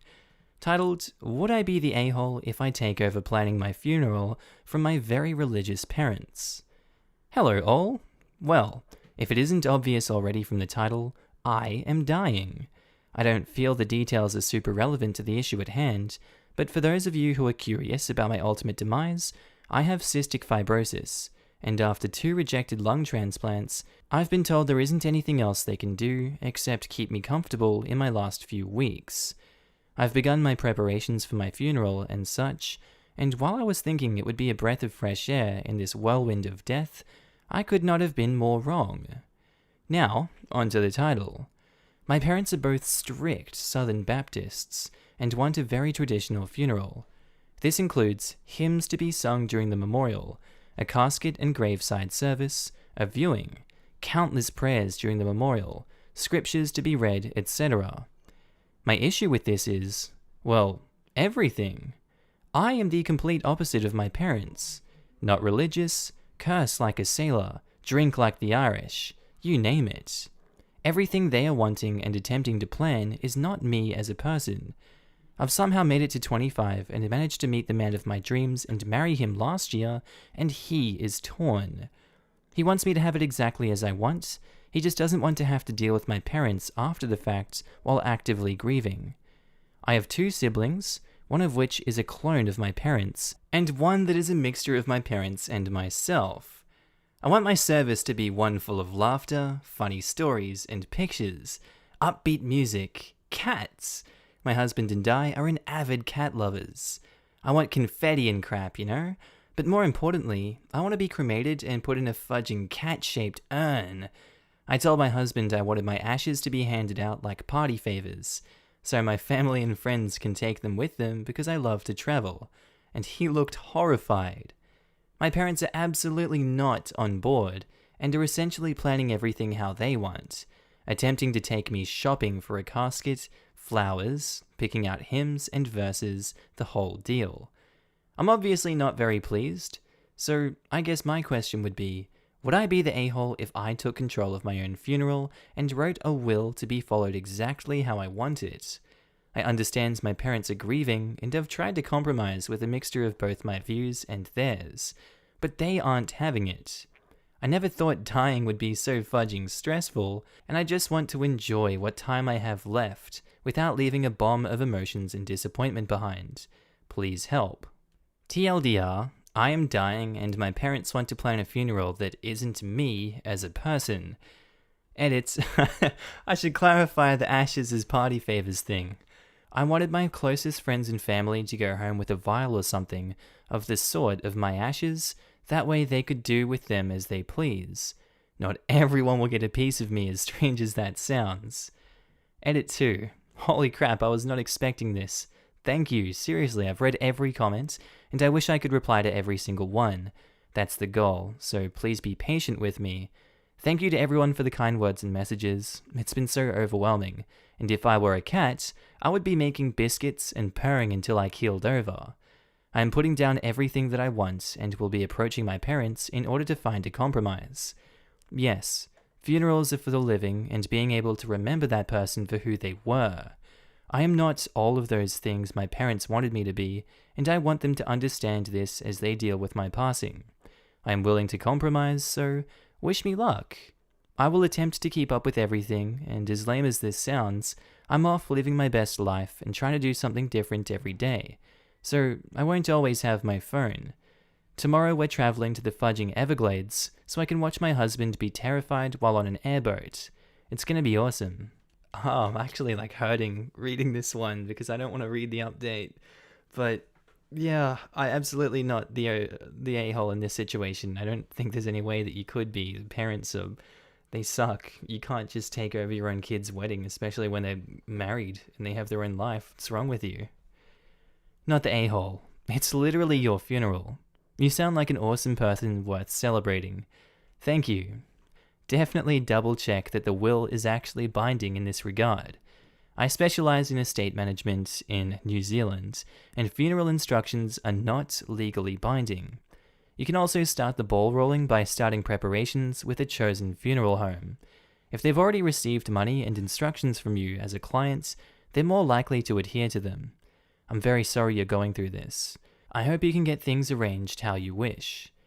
Funeral instructions aren't legally binding in the UK either, but when I did my will last year, I was advised to write a letter of intent to go with my will that lays it all out how I want things. Nothing can be done against my next of kin if they disagree, but it's clearly there in black and white and crystal. You lose. Good day, sir. Just kidding. For this case, would the next of kin being the husband help? The parents can't steamroll him. Nor in Canada. Sadly, advance directives are not either. Communicate your wishes to your family and husband, and prepare as much as you can in advance, OP. As others have said, OP, you sound like a good person worth celebrating. If you don't want a glum-feeling traditional ceremony, then absolutely make the changes you would like. Not the a-hole at all. Not the a-hole. Please write it in your will exactly how you want it. Your parents are so inconsiderate. As an agnostic individual, I would feel betrayed if I knew my parents were planning my funeral as religious as they possibly can, and burying me instead of putting my ashes into a cherry blossom tree. I don't care if they are grieving, they need to respect you even if you're not there to see it. I didn't even think about having a tree planted. I absolutely adore cherry blossoms. Perhaps I can have something like that arranged. I just don't want to disrespect anyone after I'm gone. It's not disrespectful to plan your funeral. And I read up somewhere that once you've been cremated, you can be planted into a tree. I love the idea, and it's as if I can live on through the tree, and my spirit is in the tree, even though my body has passed. Here it is. Here's the update. Update. Would I be the a-hole if I took over planning my own funeral from my very religious parents? Hello everyone. First of all, thank you for all the kind words, support, and love that everyone has offered and given. These weeks have been the most difficult I've ever experienced, and it is with great sadness that I tell you all that my beautiful and cat-crazy wife has passed. I've had to cut this short due to character limits. Sorry all. But she did leave all of you a note. Read it, I've copied everything verbatim below.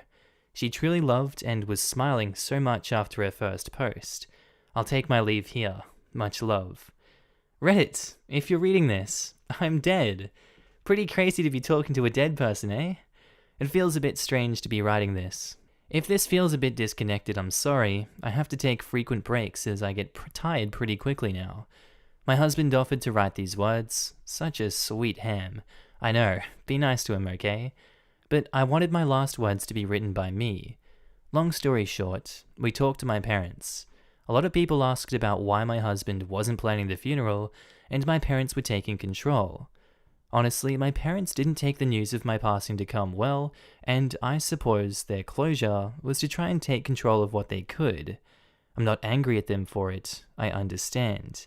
They had already prepaid a large portion of the service, and to put it plain and simple, it was a crap hand that they were dealt. So we talked to them. I laid it all out for them, and somehow we reached a compromise. Lots of tears, lots of hugs, and surprisingly lots of laughs. They admitted that they had been losing their faith with everything that had happened, and their way to attempt to find it again was to take control and guide me into the afterlife. Not my thing, though, and I explained that I am not them, but their daughter who wanted to live her last weeks in peace, not the turmoil that they were putting me through. And while a lot of people stated that funerals are for the living, true, I firmly believe that a funeral is for the living to remember that person as who they were, not what anyone else wanted them to be. My parents seemed to understand when I told them that. They were not on board with the party favor aspect though, which is kind of a bummer. Pretty lucky to plan my own funeral, honestly, but now that that is all said and done, thank you guys. I was blown away by the responses. I was moved to tears, and I wish I had had the chance to meet every single one of you. You all be good now, alright? Take it one day at a time, and just enjoy yourself. You only get one life. Unless you're someone who has survived death, then you're just a fudging hero, and probably a cat with a few lives to spare. I love you all. I'm resting easy now. This disease sucks, and I'm happy to be rid of it. And laugh, and love, and cry, and be sad. Crap happens. I've got to go now. I'm gonna go snuggle my husband and my cats. Keep it real, Reddit. I love you all. I'm not crying. You're crying.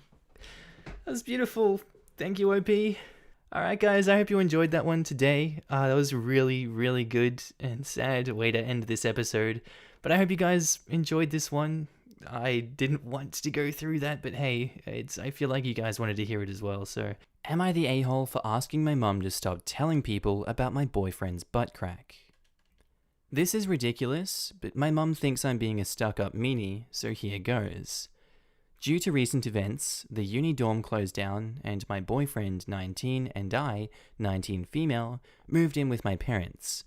We do our part to contribute, and mainly stay in our room when we're there anyways, so there hasn't been any problems.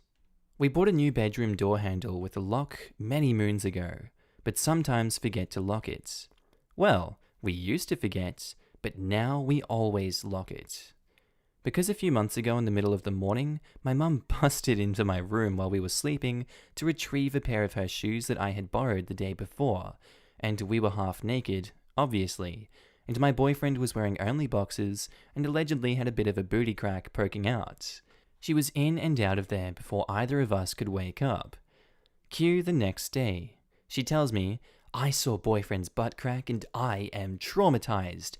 That is just not natural. And she recounted the entire story from her perspective. She wasn't serious. She was laughing a lot like it was the most hilarious thing. I was a little annoyed that she didn't even try to knock or anything, but I figured it was my fault for not locking the door. Whatever. But then she proceeded to tell everyone, like my dad, my brother, my brother's wife, all the aunties, her friends, random people. With those same 2 lines, she told me, laughing like it was the punchline of the year. It's been months and she's still telling people. My boyfriend is so shy and this has really embarrassed him and creeped him out. He doesn't like that she's so obsessed with his butt crack. So I, in an admittedly annoyed tone, told her to stop and that it's weird, and she got offended and thinks I'm stuck up. Am I the a-hole? Note, she's high-key very predatory and makes sexual comments about us a lot.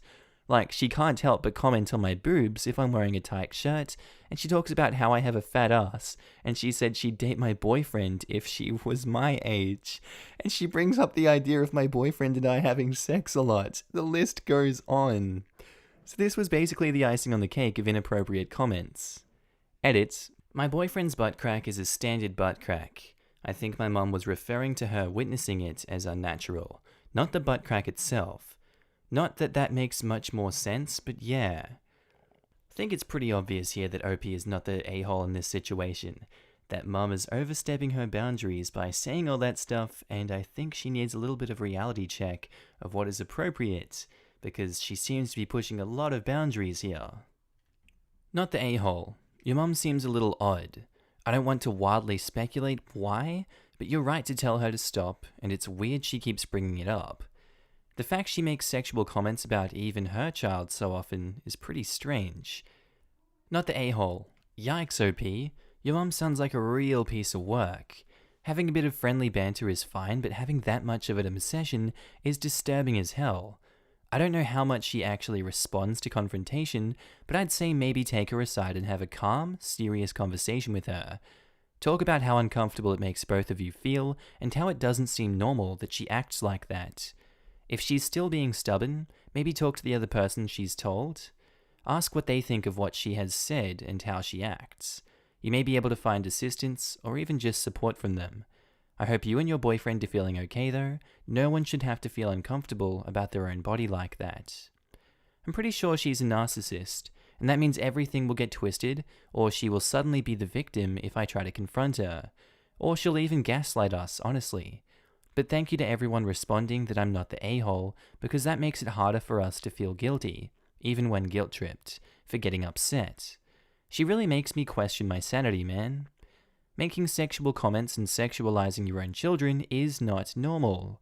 It's abusive. Your mum is abusive, and you are right to be angry. I hope you move out soon, and if you don't have a therapist, please contact someone in the earliest opportunity. Not the a-hole. Call her out in front of people. She says, "Oh my god, I saw boyfriend's butt." God, mum, I knew you liked younger guys, but your fetish for boyfriend's butt is borderline obsessive. Yeah, I can't think of what else to do given OP's already told her to stop.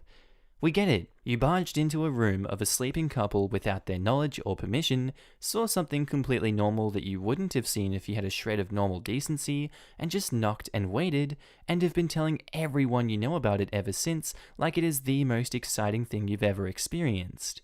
Have you considered getting a hobby so that seeing a crack isn't the most exciting thing that happens to you in your adult life? Posted by user, Am I the a-hole win funeral throw? Titled, Am I the a-hole for refusing to leave my 24-year-old brother's funeral after cursing out my auntie, 55 female? I'm not a good storyteller, so I'll try to keep this short and sweet. Last week, my family and I, 24 male, put my twin brother to rest. He crashed his motorcycle, and the EMTs were not able to arrive in time to save him. It's been a lot to deal with since we were making plans to hang out, now that restaurants and bars have begun opening back up. The funeral was a pretty small family gathering. 2 of my brother's friends came and offered their sympathy, which was nice. Our mum was inconsolable. Dad did his best to comfort her. I stepped out for a minute to have a cigarette before the service, trying to decide what I wanted to say about my brother. My auntie, 55 female, came out to say hi, then brought up how awful she feels for my parents, having to bury their own son. I nodded and started to say something, but then she was like, "Do you think it's really appropriate for you to be here?" I was so confused, like, that's my fudging brother? I didn't say that yet.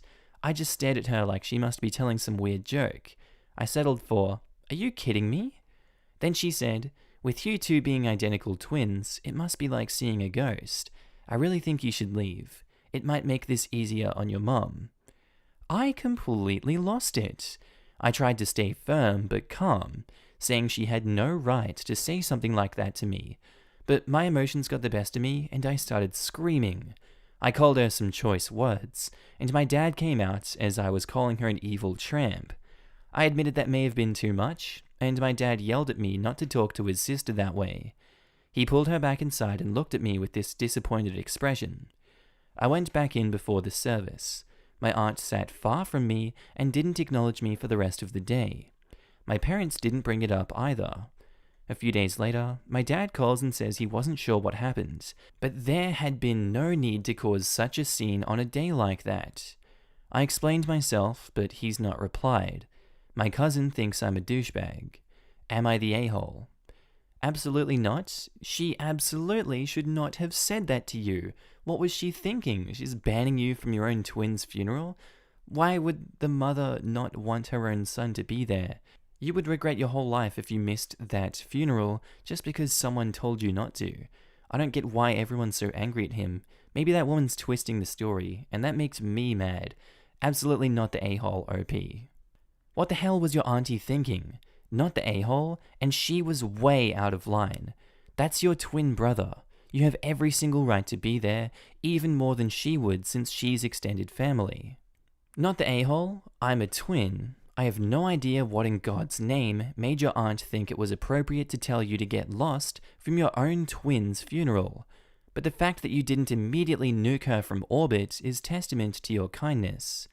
I don't think it speaks very well of your family that none of them seem to realize that you need support too. As a twin myself, I know exactly what it's like to be treated like a duplicate of a person instead of like a person. I know how common and infuriating it is. But the fact that your aunt actually went so far as to tell you that you shouldn't be around the rest of your own family because you aren't around anymore? My head is exploding. Really. Not the a-hole 3 times. And I'm tremendously sorry for your loss. Sadly, I've seen this crop up a bunch on here and on the various relationship subs. People have a really strange idea about what's appropriate when it comes to identical twins. Definitely don't blame OP for losing his cool. I'm an identical twin and people ask inappropriate crap all the time. Oh, how far apart were you born? 1 minute. Oh, mum really shot y'all out, huh? What? Like, what in the hell? In what world is that appropriate to say to anyone? Just because I'm a twin, it's okay to ask for invasive questions? Not the a-hole. She was out of line when saying you should leave for a stupid reason. If anything, that kind of negativity doesn't belong at a funeral, and it would have been best had she left. What astounds me is the audacity to say something so insensitive at a funeral of all places. I'd have snapped back with much worse if I was OP. Posted by user HeJu, titled, "Am I the a-hole for making a birthday cake for my daughter when she asked me not to?" My daughter turned 16 today, and she told me not to make a cake. She has been on this diet and has asked before if she can go to therapy, but since body issues is something everyone goes through, she didn't need it. But now I'm reconsidering because she looks fine. She asked me not to make her a cake, but she hasn't had any sweets for over 2 years, and I planned on making her eat it. When I brought it out, she looked like she was about to have a panic attack. She interrupted us singing happy birthday to yell at me. She said, "I told you I didn't want that crap." I put the cake down and told her to watch her language, because we also have an 8-year-old son and 12-year-old daughter. I told her to just have a piece because the rest of us would. And she said, "Well, I'm not going to be fat anymore just like the rest of you." None of us are fat, and my 12-year-old daughter has been struggling with thinking she is and started crying. I began yelling at my 16-year-old, and she picked up the cake and threw it on the ground. I told her to go to her room, and she did. I didn't tell my husband about the cake either, because he's taking her side, and he told me that I screwed up big time. I told him that now, because of her, we have to spend the next couple of months convincing my other children that they aren't fat. Nobody can agree on anything, and I can't talk to my 16-year-old right now. Am I the a-hole for making the cake? Yes, you are. That's borderline extremely abusive to do that to your kid when she's made it abundantly clear that she doesn't want that. And doing that between the ages of 14 to 18? In my view, kids need stability and support during those years, especially 16 of all. And you're going to war with your kid by making that cake for them? Do you not see how abusive you are being, OP? And then not apologizing at all. Disgusting parenting behavior. Disgusting. I don't condone that at all. Definitely, you're the a-hole, OP. I don't blame her for how she reacted. You're the a-hole. She asked you for therapy, you dismiss it. She asks you to not bake a cake, and you dismiss it. Maybe you should try listening to her. But then she couldn't be a control freak. Bet you $5 we're going to read about OP on r/raised by narcissists in the future. OP, you don't give a damn about what your daughter wants. That's probably, at least in part, why she wants therapy. You're the a-hole. You're the a-hole. You're not the a-hole for making the cake. You're the a-hole for refusing to listen to your daughter and willfully ignoring the glaring red flags she's been throwing up. She asked you for therapy. You declined because you think that body issues are normal. And now you're all shocked, Pikachu, that both she and your 12-year-old have body issues. Also, you were going to make her eat cake? How well did you actually see that going? Your kid is displaying some serious disordered eating signs, and apparently has been since she was 13 or 14. But yeah, forcing her to eat cake and denying her therapy is the way to go. The fact that she planned to make her 16-year-old eat birthday cake is pretty insane. I see two possibilities here. Either 1, the daughter has an ED, or 2, the family generally eats unhealthy food and the daughter is just trying to diet. Because the 16-year-old has been eating no sweets at all for a while now though, and because she asked to go to therapy. I think it's way more likely that she has an eating disorder, which would not improve by her being forced to eat cake. Our next post is by user Snoo45548, titled, Am I the a-hole for choosing a birthday restaurant when my vegetarian girlfriend couldn't eat anything? This happened back in February, and I really don't think it was that big a deal, but my girlfriend still brings it up whenever she's annoyed with me. For my birthday, my girlfriend offered to take me and my best friend out for dinner. She said she would pay for everything as her treat. Our city has a very hole-in-the-wall type place that specializes in chicken dishes and is pretty popular, and I really wanted to check it out. At first, my girlfriend was on board, but then she checked the website and Yelp reviews and found out there was nothing vegetarian on the menu. The only 2 side dishes were rice and refried beans, which were cooked with a chicken broth and lard respectively. She asked me if I could please choose a restaurant that had a vegetarian option, but I said I really wanted to go to this one. My girlfriend and I met my friend at the restaurant and had a good time, or so I thought. But when my girlfriend and I got home, she was in a bad mood and said it was really rude of me to pick a restaurant that excluded her. She said she didn't enjoy having to pay to sit there for an hour and watch us eat. Obviously, I wouldn't have chosen this restaurant for a regular date night, but it was my birthday, and I really don't think it was a big deal to go to a restaurant I wanted to try for a special occasion. It was just one meal. Am I the a-hole? I don't think that this is a real post, but I'm still going to say that OP is definitely the a-hole for this situation. I think they know they're the a-hole, think they're just in denial, and they wanted to strong-arm a decision without the partner being a part of that decision. So, you suck, OP. There you go. You're the a-hole. If she is paying for the meal, then she should be able to eat. Birthday or not, you are super selfish. Honestly, if I were dating a guy and he pulled such a selfish and inconsiderate move, I would seriously question if I wanted to remain in that relationship. OP is a massive a-hole. I have a vegetarian sister, and even when the family get together at a restaurant for my birthday, I still always make sure to pick a place she has plenty of options at. It is just part of being a decent human being. You're the a-hole. You could have checked that place out literally any night with your friend and without your girlfriend. How do you think it was acceptable to eat in front of her when there wasn't even a single side dish she could snack on? She had to watch you a-holes eat, pay for your meals, then figure something else out for herself. You were incredibly inconsiderate. She was nice to still pay for your meals. I would have told you to either pick a place I can eat something or kick rocks. OP doesn't seem to understand that gift wasn't the food. The gift was a fun night out with OP's girlfriend and best friend. Instead of picking the venue herself, I'm taking you out to dinner at place X, she let OP choose. I'm sure she won't make that mistake again. OP, you are definitely the a-hole, and you need to work on your boyfriend skills. You're the a-hole. You were a huge a-hole. You could easily have just gone to a restaurant on your own, or with someone else, and picked any other place for that night.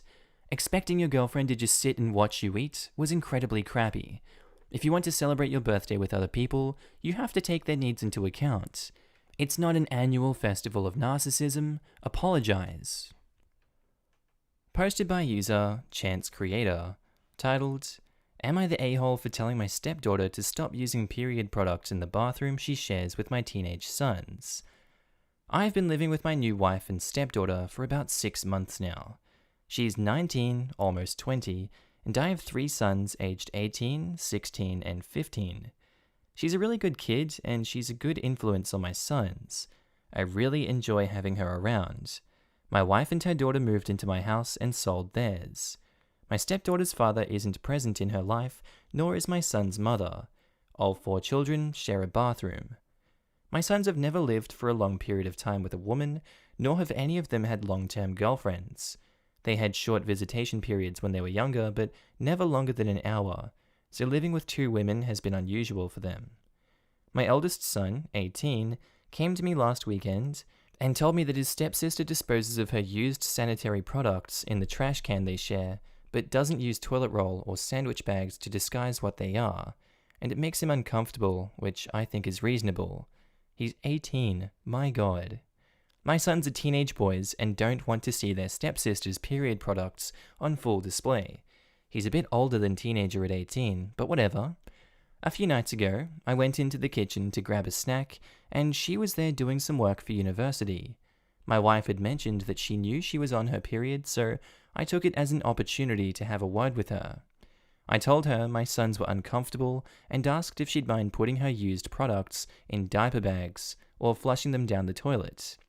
She laughed and told me it was rich coming from a man who sheds like a gorilla and has produced 3 skid-marking sons, which I thought was just an unnecessary attack. I've been nothing but nice to the girl, and it's hardly a comparison. My sons shouldn't be subjected to her unhygienic products if it makes them uncomfortable. She went on to lecture me about how tampons can't be flushed and that it's bad for the environment if she uses diaper bags for everyone, which I think is just an excuse. I called her a scruff and told her that this was my house and that what I say goes. I later asked my wife if she could have a word with her, and she told me I was being ridiculous and that her daughter has had her period for 10 years and knows what she's doing. When I told her it was making my sons uncomfortable, she said my sons needed to get a grip and turned over and went to sleep.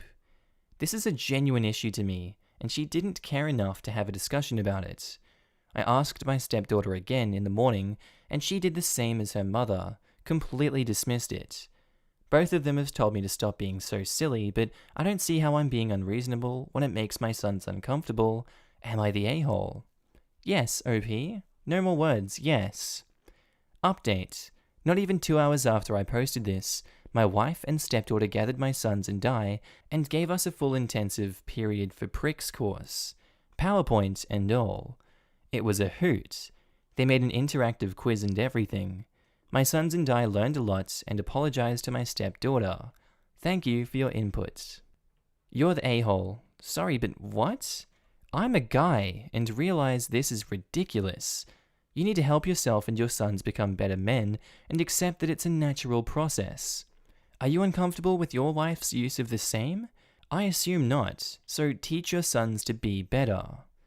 Hijacking the top comment since I doubt OP will edit to add this in, he said in his replies that she wraps the pads and tampons in the packaging before throwing them away, so the sons can't even see any blood, and the garbage bin has a lid. This is beyond ridiculous. I'm not surprised the stepdaughter snapped. You're the a-hole. How about you have a talk with your sons about periods instead of trying to shame a woman for bleeding? Wish there was a disclaimer or tags for posts you don't need to read all the way through. The title of this post is clearly meant to bring as much shame to a biological function as possible. The post itself somehow makes it uncomfortable to imagine someone so dense freely walking the earth without supervision. Titles like these are 50-50. Why won't this disgusting creature walk to the dump so there's no sign of her filth in my house? And I've provided her with a trash can, but she says I'm shaming her when I ask her to stop leaving used tampons on top of my son's toothbrush. Oh god. You're the a-hole, dude. Instead of saying that a woman can't help having a period, and they should be more understanding of her throwing away sanitary products in a place she's lived in without you for years, you doubled down on the sexism. How dare you talk to a grown woman like that? Grrr. My dad has seen my mum and me handle our periods for years, and the most he ever interferes is if I'm struggling with pain. He reminds me of some solutions that might help that I sometimes forget. That's it. Opie, you have zero knowledge about this stuff. You cannot talk to her like that. Posted by user Lucky Crow. Titled, Am I the a-hole for telling my male friend that he's crap at sex? One of my 24 female male friends, I'll call Jack, 25 male, is a bit of a lad and very good looking. Jack basically thinks that lad points are important. He's always going on about how many girls he's been with and how high his body count is. I lived with him in a house share for a while, and whenever he brought a girl home, he'd make sure to parade her around by introducing her, spend 15 to 20 minutes in his room having sex, then come out and strut around naked or in his boxers. Yes, he really would. I remember saying a few times, "Why are you out here? You have a beautiful girl in your room, and you're not in there with her?" This behavior was pretty common for him, and even though he was an almighty douche, we were still friends. Anyway, after about 8 months of living together, after a drunken night, me and Jack ended up in bed together. Honestly, it was terrible, and having slept with him, I realized something. Jack had a big dick, which I knew because of his strutting, but he thought that having a big dick automatically meant he was good at sex. Like, it just immediately made him amazing in bed. Our sex was crap. Like, hands down, the worst sex I'd ever had. No foreplay, he left the lights and TV on, then unceremoniously shoved himself inside me. The whole thing was basically a race for him to get inside me as quickly as possible. Maybe 10 minutes of uncomfortable jackhammering, then he was done. The next morning I was really sore because 1, I wasn't wet at all. 2, his dick was big, but because I was sore, he took that as him doing a bang-up job. Anyway, that experience was a few years ago, and even after all this time, Jack is still the same lad he was and still screws girls like they're lined up on a conveyor belt for him. Recently, my husband and I hosted a barbecue in our garden as gatherings are now allowed. Jack came over as he's in our mutuals group. Of course, after a while, Jack starts going on about the girls he's screwed and showing up another girl at the party by telling people he'd screwed her. It's then he turns to me and asks if I can prove to the lads how fire he is at sex. Slightly embarrassed, but also angry he even mentioned me, I straight up told him he was crap. Basically worst sex I ever had. I then went on to say what happened and that he only has sex just to say that he's had sex. It wasn't fun, pleasurable, or enjoyable. And for the record, I didn't come. Amazingly enough, 2 other girls also backed up what I was saying their nights with him were pretty much the same to how I described it.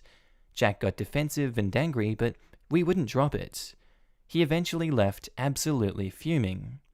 My husband, who knows I slept with him years before, said I was insensitive, especially as it seems Jack relies heavily on the lad and sex god persona that he's created. I don't think so. It was about time Jack was called out for being crap in bed, and maybe use this to learn how to actually have sex. All the boys in the group think I'm an ass for calling Jack out. Me and the girls disagree. Edit. Holy cow, this got way more attention than I thought it would. Thanks for all the comments. Should clear a few things up. A lot of people asking why I was or am friends with Jack. I was back then, because honestly at times he was a decent guy, just blanketed by a douchey exterior. After I moved out of the house, we fell out of close contact, but still hovering in mutual friend circles. I'm not directly friends with him now, but he's still a friend of a friend, and we are normally civil. Edit 2. I really don't get why people are misunderstanding the story. For the record, I did not cheat on my husband. Jack and I had a one-night stand together years ago while we were at uni. I wouldn't consider him my friend now, but we still have mutuals from different social circles, and we do still occasionally see one another. Not the a-hole. Mother fricka asked for it. Point blank, he asked you to talk. Well, actually, he fudging put you on the spot to talk about it. Exactly. He put you on the spot in a public setting and doesn't like the answer he got in a public setting. He gambled on your response and lost. Public setting in front of her husband. Good point. That's even worse. Way worse. If two friends have slept together and moved past it, which is totally fine, I've done that with some of my friends, you has some fudging tact around their significant other. I'm not sure if you're an a-hole or not, but I like you, OP. Same. I'm a fan of OP. Not the a-hole. I knew plenty of Jacks. In fact, one of them was actually called Jack, and he was absolutely the worst sex I ever had. He was also a lad who liked to gloat about all the women he had slept with. I was intrigued, so I slept with him, and it was the worst sex I have ever had. And again, for exactly the same reason. He was crap at sex, but had a big dick. Jack needed a reality check, and it was his fault for bringing you up. He should have known better. The only reason your husband said you were insensitive is because he can relate. You hit Jack where it hurts all men, right in the sexual performance. Your husband was just feeling second-hand shame. Jack deserved it though. Some people need a splash of cold water. Funny you say that. I was annoyed my husband wasn't on my side, but he said he actually cringed throughout the whole thing, saying it was second-hand embarrassment. Exactly. We got all the men where it hurts. All men are self-conscious about their sexual performance, so they all felt that.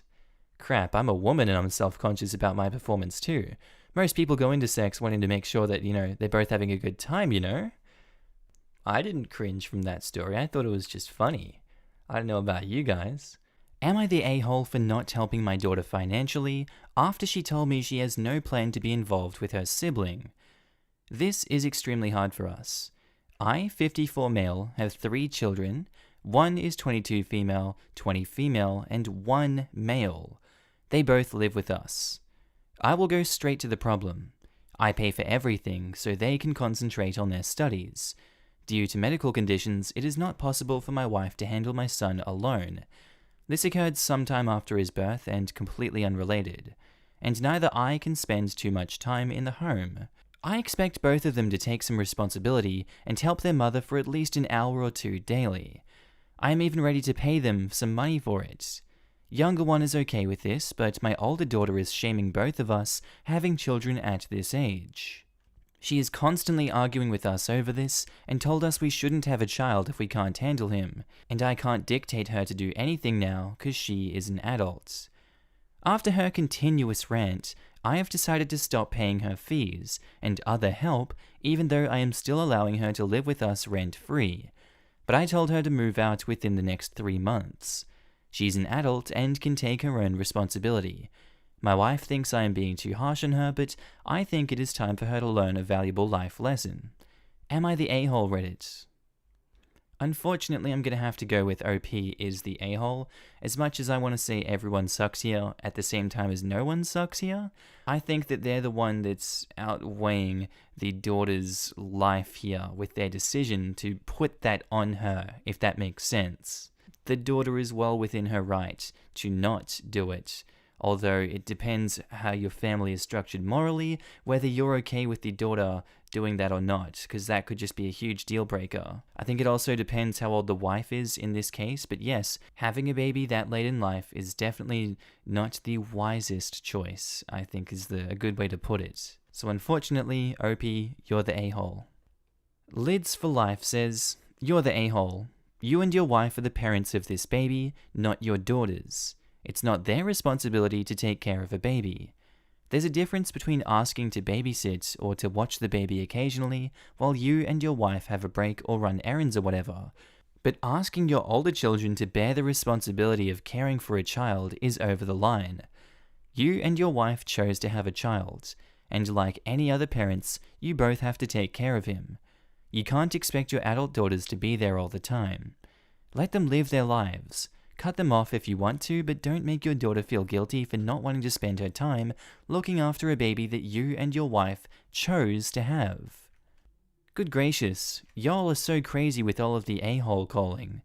The medical condition of the wife/mum didn't occur until a year after giving birth. It's not like they could predict the wife and mum to get sick and need treatment. The younger brother is out of the insane sleep schedule bit and can easily be entertained for an hour or two if he's not down for a nap. It's not a huge-ass time commitment that is being asked for. It's an hour or two that they will be paid for, and only on the days that dad is working. I mean, really, free schooling, free rent, free lifestyle upkeep, in exchange for 5 hours out of the week? 5 hours where they will have a chance to earn some more free money. How many young adults would jump at a chance like that? Sure, the dad made some a-hole life choices, but his spouse has decided that they should stay together. It's not the oldest child's place to punish their parents for whatever wrongdoing, including not to abort their brother and trying to give him a loving home. They have made their disgust that they have a new sibling abundantly clear. They aren't asking for 24/7 childcare. They're asking for a little bit of help, and it took an entire year for them to ask for help. Does the oldest daughter not care and love their parent enough to try to make things a little easier on their own mother, who is suffering from a medical problem? She tolerates her parents enough to accept their money to fund her schooling, to eat their food, and to live in their house, but can't muster up the compassion to give the mum something back. Of course, not your kid, not your problem, but holy bloody cow, Batman! If you have that big of an issue helping out your family, then leave and go no contact. Don't expect the benefits of family if you aren't willing to act like family. A couple of hours is not a little help. Seriously, what if someone came and told you need to drop 2 hours of every single day to watch someone else's kid? Think about that for a minute. What that would actually require. What kinds of opportunities that would limit. That is not a minor disruption. That is a huge disruption and commitment that would affect about every bit of your life. Wait. Almost like having a part-time job where you would work 2 hours a day and the pay is free schooling and food and rent and lifestyle money? Yeah, that sounds like a totally unfair trade. Where do I sign up? Forcing someone into a job is not the same thing as accepting a job. I don't think it's unreasonable for the older children to do some kind of work, cleaning, yard work, cooking, but you don't get to force them to take care of an infant.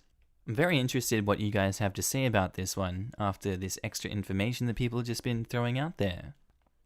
Posted by user throwaway101010xxtlb, titled, Am I the a-hole for wondering if I'm my kid's dad? I'm black, my girlfriend is not. We had a baby 3 months ago. When she was a baby, she looked like me. But she's 3 months old and now she doesn't look like me except for curly hair. But she doesn't have black hair. She has big, loose, curly curls, if that makes sense. She's also very light-skinned.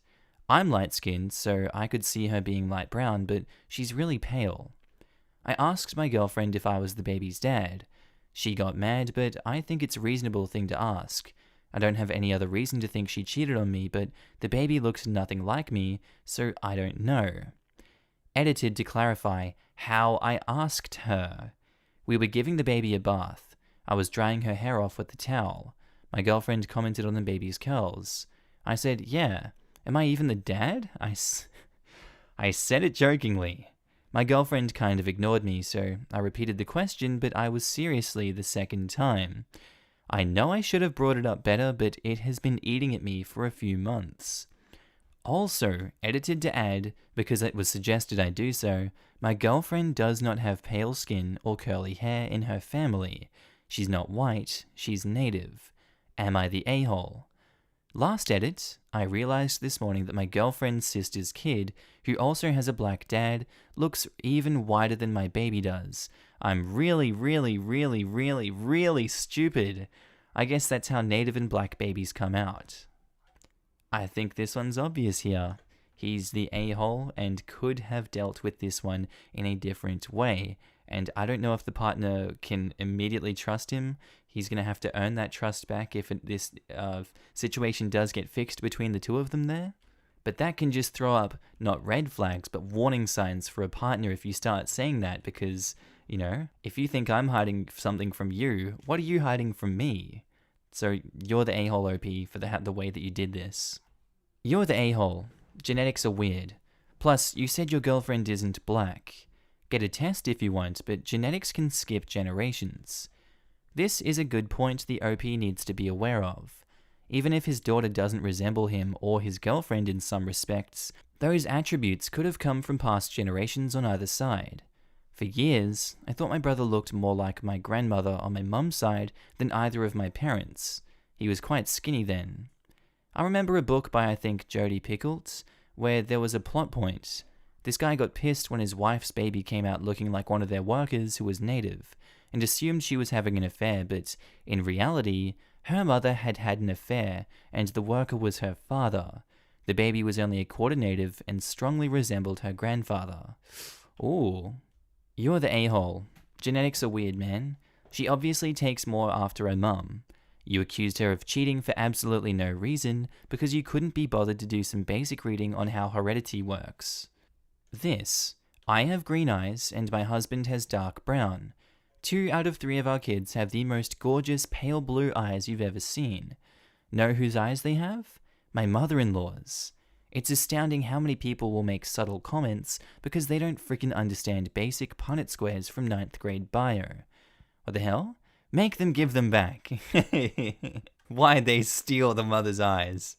Black dad has biracial child. Child has biracial features. Black dad, surprised Pikachu face. Am I really dad? How many times are we going to see this thread? You're the a-hole. Rude. Posted by user M. Hennick, titled, Am I the a-hole for getting my husband's mistress fired/evicted? A few years ago, my husband started dining at a local restaurant quite regularly. He would sometimes even go alone. Very quickly, a waitress befriended my husband and gave him her cell number. She told him to text her should he ever need a table, as this is a very busy restaurant in the summer because we live in a beach town.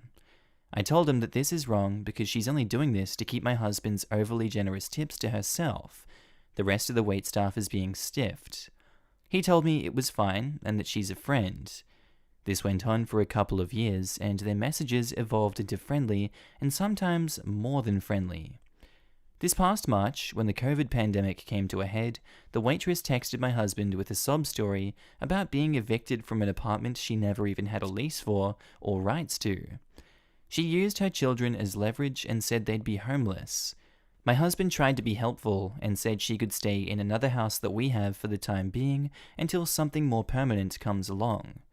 We offered a severely discounted rent to her and drew up a standard month-to-month lease. Mind you, this woman has friends and family she could easily move in with. Her and her mother are very close. Homelessness was far from possible. This woman refused to pay rent or monthly bills, and even manipulated my husband into purchasing her a washer and a dryer. I intervened and told her that she had a month to get her rent money together before I changed the locks. She would call and text my husband all day, asking for more time to pay, a new screen door, and even took my daughter's old mattress from her apartment. She would continuously bring up her children and say that she couldn't sign the lease right now because her son had a cold. Her messages were extremely hateful towards me, and she blamed me for all of her problems. She stated that everything went south once I got involved. She's making $600 a week on unemployment, plus $600 stimulus weekly. This woman has the rent money. I discovered that this waitress frequently targeted middle-aged, well-to-do men who came to this restaurant. She would manipulate them and ask for places to stay. She always had them text her before coming to the restaurant so she could seat them into her section and get all of the big tips. She would allow them to skip the line while she cleared a table just for them. I told her the locks will be changing, and I wrote her boss a letter detailing how she takes advantage of her customers. I know she was suspended once before for this, so a second strike with a substantial proof will most likely get her fired. Am I the a-hole? Edit: she's divorced and has her children for 25 hours a week. I'm going to come right out of the gates and say that OP, you are the a-hole for this one, but I also think that just everyone sucks here. Absolutely, I think they suck more than the OP. But the fact is, she clickbaited this saying that her husband's mistress, and yet only an emotional affair is going on here, not a physical affair. Not that that's anything better, but I just am not seeing why she hasn't put her foot down and stopped this from even starting when she has another family to go to.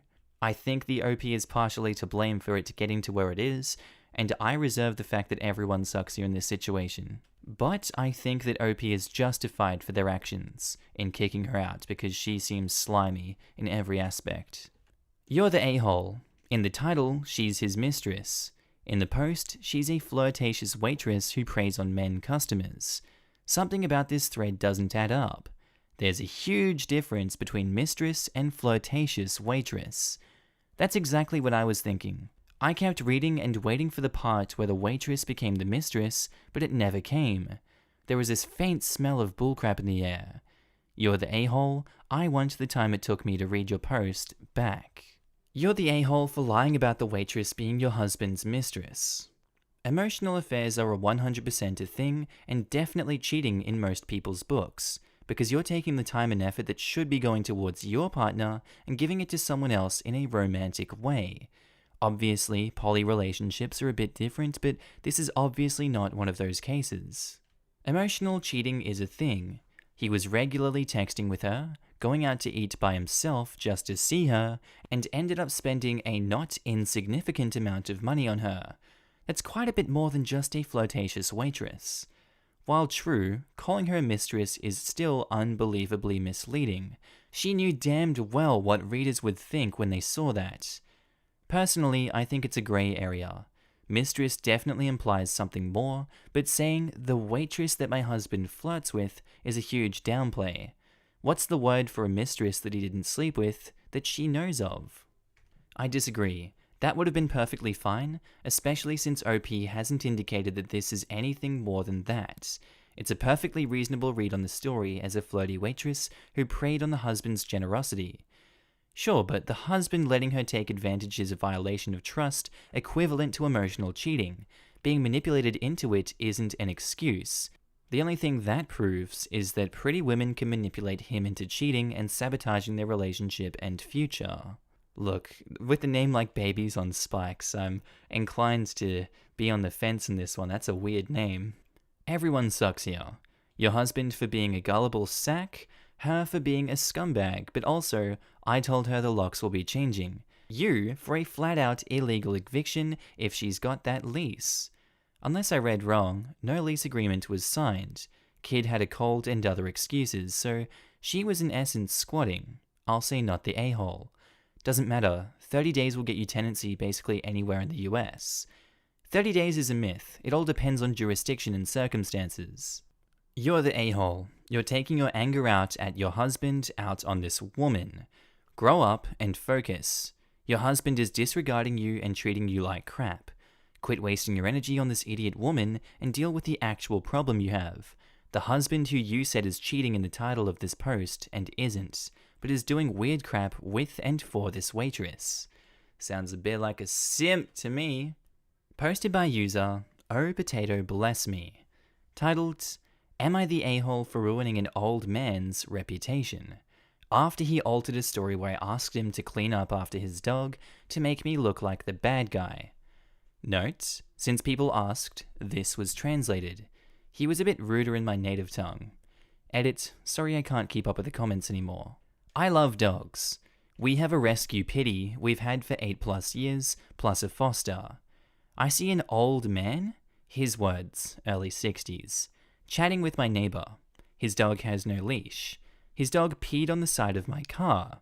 I grab a bucket and shampoo and sponge and walk outside. Neighbor says, hello OP, washing the car again? Actually, your mate's dog just peed all over my car door. I would appreciate my dog. He wouldn't do that. So I just watched him do it. If you would look at the door, you can see the pee there. There's a puddle that, no, don't accuse my dog. Everyone here has dogs. Maybe it was your own. Again, I saw him. That golden with the red collar is your dog, correct? It was that dog.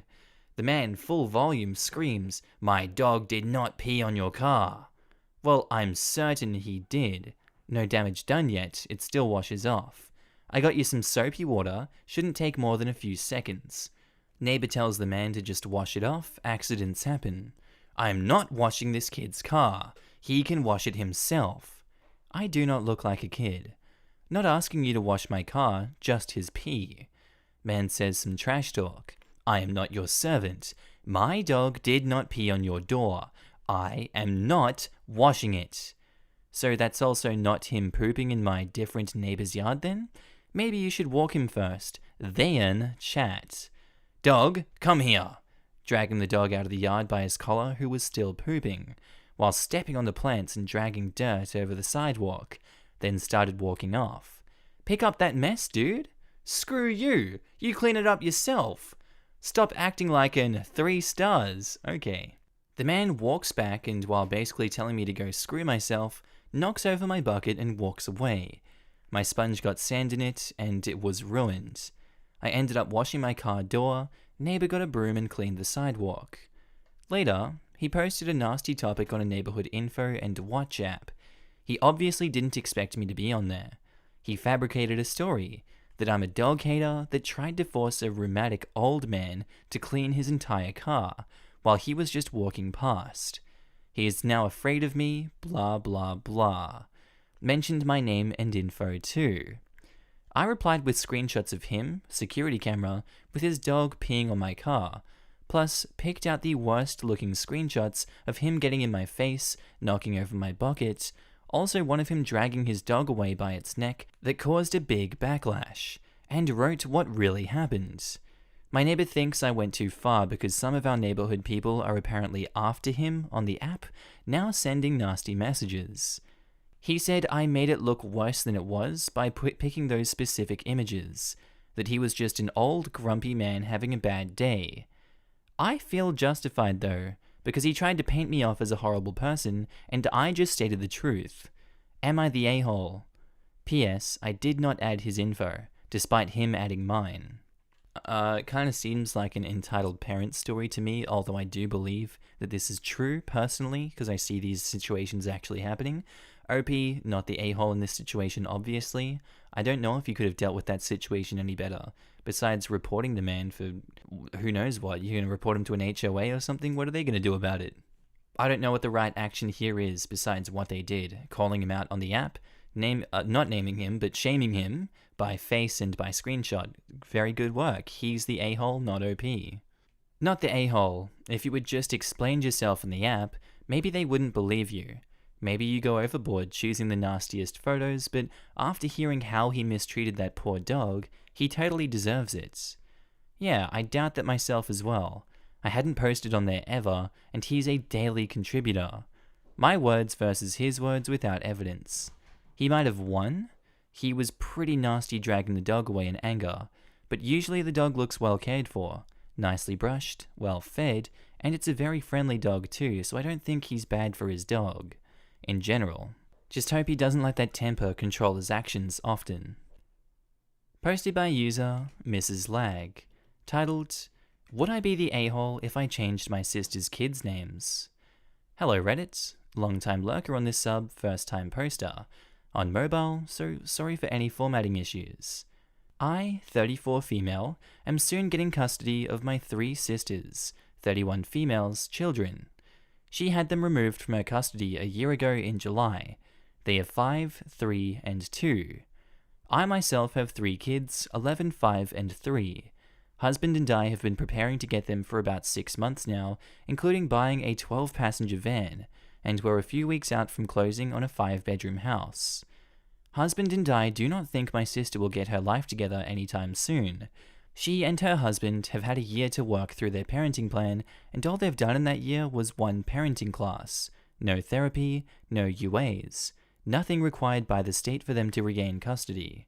It seems she is more in love with her addictions than her children.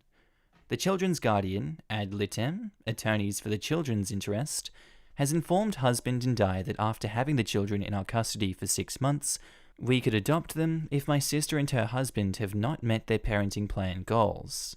We have talked it over and decided that adopting them would be the best path forward for us. We want to give these kids the best lives that we can. Now that you have the backstory, here is the question. When we adopt these kids, the lawyer said that we would have an option to change their names. One of the kids who has pretty bad behavioral issues is named Chaos. We hate this name, and we fear that name could stigmatize him. We already know that his life is going to be pretty tough with his delays and other issues, and we feel that changing his name to Chase could be beneficial to his future. It's pretty close to his name already, and this is the name that my sister gave my grandma because she knew my grandma wouldn't like his real name. I've talked to a few family friends and have gotten mixed advice for changing his name, so I'm kinda stuck on if we should change it or not. So Reddit, would I be the a-hole if I changed my nephew's name? Edit to add, he is 3 and non-verbal, so picking his own name is probably not something we can have him do, though I wish we could. Second edit to add, he has been tested for autism but has never tested positive for it. He is in several different types of therapies that we'll continue to do once we get custody of him. Edit 3. Wow guys, thank you all so much. I went to bed with like 30 replies and woke up with more than I ever thought I would get. I will update y'all at some point in time, but we can't even begin the adoption process for at least 6 months after we finally get custody of them. But we probably will start easing him into Chase as soon as we pick him up. I'll keep you guys posted eventually. Hey OP, I don't think at all that it would be the a-hole move to do that. I think people get enough flack already for having slightly left of center names like that in society, and absolutely it's better for the kid to just mix in with the crowd while he's already off on a bad foot to start off with, and I hope that you can give him the help that he needs. I think you're absolutely not the a-hole for wanting a better future for this kid. She and a few other family members may contest it obviously, but I guess once the adoption process has been put through, it is ultimately then you and your husband's choice, and I support you guys for doing that because I know that I myself would rather have the name Chase than Chaos. Just I know what kids are like going through school. That absolutely would not help his case. Not the a-hole. I was really ready to go with You're the a-hole because of the title, but it sounds like you really want to give this kid the best future possible. A name like Chaos will haunt him for the rest of his life. That being said, the child is going through a period of serious upheaval and stress in his life. It's worth having a conversation with him about this before unilaterally changing his name. He is 3 but will be in therapy once we get custody of him. Hopefully we can transition him easy. Therapy sounds like the best choice for him. Taking on 3 children must be overwhelming, but you're doing an amazing thing by giving them a stable and loving environment. Honestly, it's almost a must at that age. It's around that age that kids start to learn connection to parents, and when you separate that, as someone who experienced this myself at that age, it can really mess with a lot of things related to relationship building, and love if you don't have the proper mental care going forward. Of course, everyone's situation is different, but therapy is still very beneficial. Not just at this age, attachment develops from birth, but from around 6 to 7 months, babies form strong attachments to their primary caregivers, and any prolonged separation from them after this point is highly likely to cause psychological damage. The first 2 years in particular is a critical period for developing a healthy internal working model of attachment, and many researchers suggest that in an ideal world, a child should spend every day of this period with its mother, which is why long maternity leaves are considered very important in almost all countries. So if the boy already had a healthy attachment with his mum during this critical period, then he should be able to form healthy attachments to his new parents because he has established the schema for it. Whereas, if he was neglected during this time, then it will be very difficult for him to learn how to relate to potential attachment figures either now or in the future, including friends and future romantic partners. Alright, I hope you guys learned something today from our stories. I hope you had a good time. And I saw that a lot of you were annoyed by me making the opening a can of tuna and a can of beans one in the last episode. I just thought that was a funny meme, okay? Okay, I'm sorry. Am I the a-hole for telling someone she's the common denominator in her failed relationships? Now, I've been with my partner for a year now and have met most of his friends. He's very close to his friend group from high school, which I think is very sweet. His best friend is getting married next year, and my boyfriend is one of his groomsmen, so we've been spending more time with his friend group lately. I'm admittedly not super keen on one of his friends, S, but I've always just chalked it up to personality differences. She's quite loud and dominates conversation a lot, but it's not like I don't like her, I just find her a bit much. We were in a Zoom with boyfriend's friends, shooting crap, and the wedding came up. At one point, we were talking about outfits, etc., and S said how much she hates shopping and was dreading going shopping. She made a weird comment about how she's so not girly and one of the guys, which I found immature. She's a grown woman after all, but I didn't see anything. S asked if I knew what I was wearing, and I said no, but I had planned to go shopping with a friend of mine who also had an event coming up. I was going to ask S if she'd like to come with us, but she interrupted saying, "Oh, that's so cute. I just don't like stuff like that. I don't hang out with other girls. I just prefer being with the guys." Which I found really patronizing, to be honest. It was clear I was annoyed, and the conversation kind of took a turn. "So, you've never had a friendship with another woman before?" "No, I have. I just find a lot of girls petty and catty. Don't you?" "No, I don't. I'm friends with lots of women. We complement each other, go shopping together, and occasionally share pastries sometimes." "Oh, I could never. Girls always talk behind my back." You know, if every single relationship you've ever had with another woman has gone sour, there's a common denominator there, and it's not the fact that there are other women, it's probably you. A couple others laughed and tried to move on to a different topic of conversation, but it was clear S was angry. She logged off early and later texted my boyfriend and said I was way out of line. He replied and told her he didn't think so, and if she was one of the guys, she should be used to a bit of gentle ribbing every now and then. I feel a bit bad because, although I felt hurt by her comments, she seems quite insecure to me. Plus, it's not really my friendship group, so I may have been a bit overbearing. Am I the a-hole? I originally started this one with "You're the a-hole," but I read through the comments and my mind has been cleared. Definitely not the a-hole. I'm gonna reverse my "You're the a-hole" decision. I usually base that on how I feel about someone's words and if they were justified in the scenario, and while originally I felt that it wasn't her place to be making those statements about someone without fully knowing about them, I'm sure she was filled in by her friends about what that girl was like in the friend group, and it was a little bit misogynistic. So not the a-hole. Not the a-hole. She seems like one of the "I'm not like the other girls," which is so not a nice personality trait. She was out of line for making comments about your friendships, but when you said something about hers, she's acting so hurt by them. That is not okay. She was saying it in front of everyone. I believe all or mostly guys in the friend group, how she likes to hang out with more boys than girls, making her seem, in my opinion, like she is better than you because of it. Maybe she is jealous of you if she was the only girl in the friend group and now you are as well, so she wants them to think that she's better than you. I don't know, I just see it as like shaming you, which is not okay, and what you said isn't that hurtful if it is true. The internalized misogyny isn't cute. I really dislike women who demean other women. Not the a-hole, she is talking to a woman about how much women suck, and you dealt out some truth.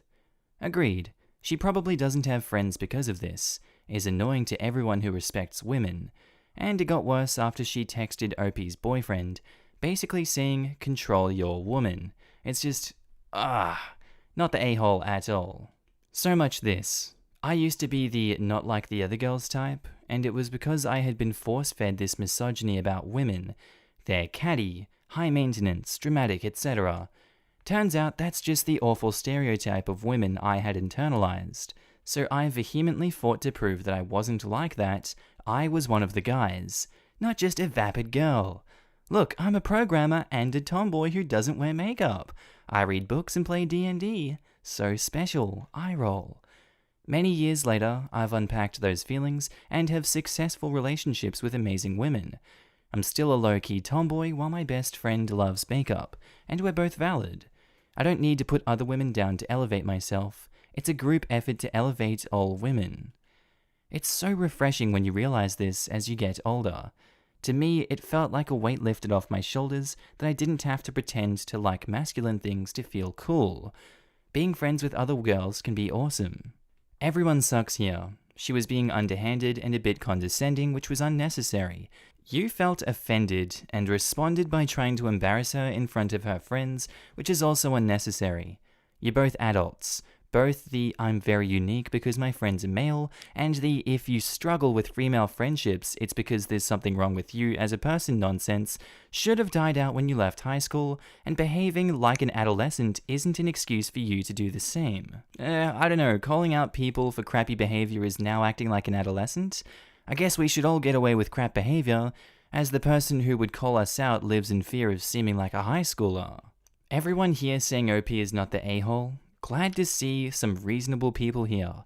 OP was out of line saying that, even if S was condescending. Feel like a lot of you guys are going to say that everyone sucks here in this situation. Posted by user Unakiva, titled, "Am I the a-hole for absolutely despising my physically disabled brother?" Quiva? That's, don't say that. When I was 13, my parents had my younger brother. They only intended on having one child, me, but he was a happy surprise. The main reason they only wanted one child is because my mum is a Duchenne muscular dystrophy carrier and didn't want to risk having a boy and him having it. My brother was born, and my mum started noticing signs when he was about 2, when he went on to be diagnosed with Duchenne muscular dystrophy. I'm now 20, and my brother is 7. My parents have always massively babied him.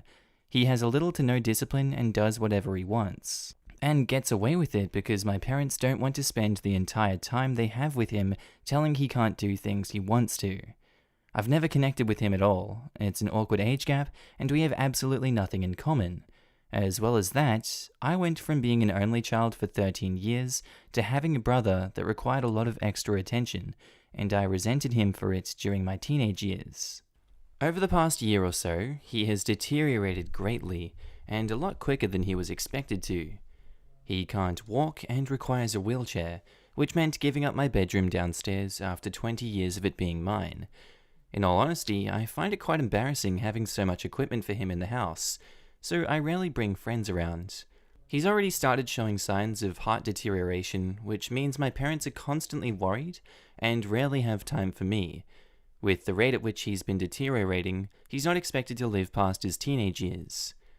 A few nights ago, I was doing some work for college. I'm a key worker, so I had just got home from an 8-hour shift and was absolutely exhausted. I went downstairs with my laptop and my mum and brother were in the kitchen watching something. My mum asked me to watch him so she could go to the bathroom, and I, as a joke, said, "It's not like he can go anywhere. He's not strong enough to move his own wheelchair." And she told me off and left. I was trying to do work when my brother just kept asking me to do stuff with him. As I said, we don't have a relationship, and I was trying to do work, so I just ignored him. He kept pestering me and eventually said, "Why do you never spend time with me?" And I responded by telling him it was because I didn't like him. My mum walked back in at that exact moment and grabbed my arm and pulled me upstairs before saying if I ever spoke to my brother like that again, she would kick me out. I told her it's not like she'd notice anyway because she never talks to me. We haven't spoken since, and apparently my brother is upset. Am I the a-hole? I think absolutely OP is the a-hole here. I don't know what else to say. You're the a-hole. Sorry, but he's a dead man rolling. He may be spoiled, but so apparently are you. Everyone over 18 pays for their accommodations somehow. The only payment you are required to do is to be nice to a dying boy, and maybe spend an hour a day with him. Cheapest rent I ever heard. Yep, I came here to say, in all honesty, I find it quite embarrassing having so much equipment for him in the house, so I rarely bring friends around. Then get your own place. All your problems can be solved if you moved out. Yep, oh my god, OP is embarrassed by her dying baby brother. Let me play the world's tiniest violin and then throw it at her. You're the a-hole, a massive, massive a-hole. I'm trying to understand how someone could write this and not think they're the a-hole. I can only guess that it's either fake or real, and deep down you want to be told you're the a-hole that you are. Your brother is dying. He wants to spend time with you. You don't have to, and it's understandable that you had to go through a massive change in family dynamics where you got the short end of the stick. But how many people still complain about getting the short end after having 7 years to adjust? You don't have to like him, and you can understandably wish you had more of your parents' attention. But it's as if an earthquake hit your house 7 years ago and you're still complaining about its effects. Except that you have a brother who's not doing well, and that your parents have shouldered the weight of that for many years. You don't have to like it, but you don't get to mistreat your brother over it either. Let's say you got someone pregnant and had a new disabled kid in your own life. How would you feel? How would you deal with it? Because that's what your parents are going through. Have some empathy for them. They asked you for a simple favor, watch your brother, while your mum goes to the frickin' bathroom. And even then you couldn't do that one small thing without insulting or complaining. I don't know what it will take, but you've really got to get over yourself. You have a very sick brother and parents who are likely exhausted from taking care of him. You have it better than all of them, and yet you still treat yourself like the victim. Get the hell over it and help your family. If you can't even do that, then at least stop being a drain on them by complaining or being insulting. Posted by user Pia Liania, titled, Am I the a-hole for grilling my son's new girlfriend and telling him I don't approve? My son, male 20, has been dating a girl he goes to university with for about 6 months now. She's an international student from New Zealand, but has family here, so is staying with them during COVID-19. Due to lockdown restrictions and such, we hadn't met her until a couple nights ago, when I invited her over for dinner with my family. We had FaceTimed a few times, but not spoken a lot. My husband and I are very Catholic and traditional, but spent a lot of our 20s traveling the world, including New Zealand. We visited her hometown, so asked her a few questions about it, which she happily answered. But when I asked her about her Maori heritage and family, she became quite uncomfortable and said she didn't know a whole lot about it, which I find hard to believe. We asked her if she was religious. She laughed and said no. We asked her about her degree, which she seemed very passionate about, but it's a fashion degree, which isn't exactly going to get her very far, in comparison to my son, who is a law student. It's clear she loves my son, and it's mutual, and my other child adored her, but I don't think she's the right fit for my son. Her parents were both 16 when they had her, and she's very open with the fact that they had a strong dislike for each other, and haven't spoken since she was 6 months old. She also seems to have a bizarre relationship with each of her parents. After dinner, she went and played Monopoly with my daughter and sons, and made a couple crude jokes, as well as laughing at my son, her boyfriend, when he'd lost. My son asked me if she could stay, and I said she could as long as she slept in a separate room, which he said was ridiculous, as they're both 20 and are living together next year. She decided to leave as she didn't feel welcome.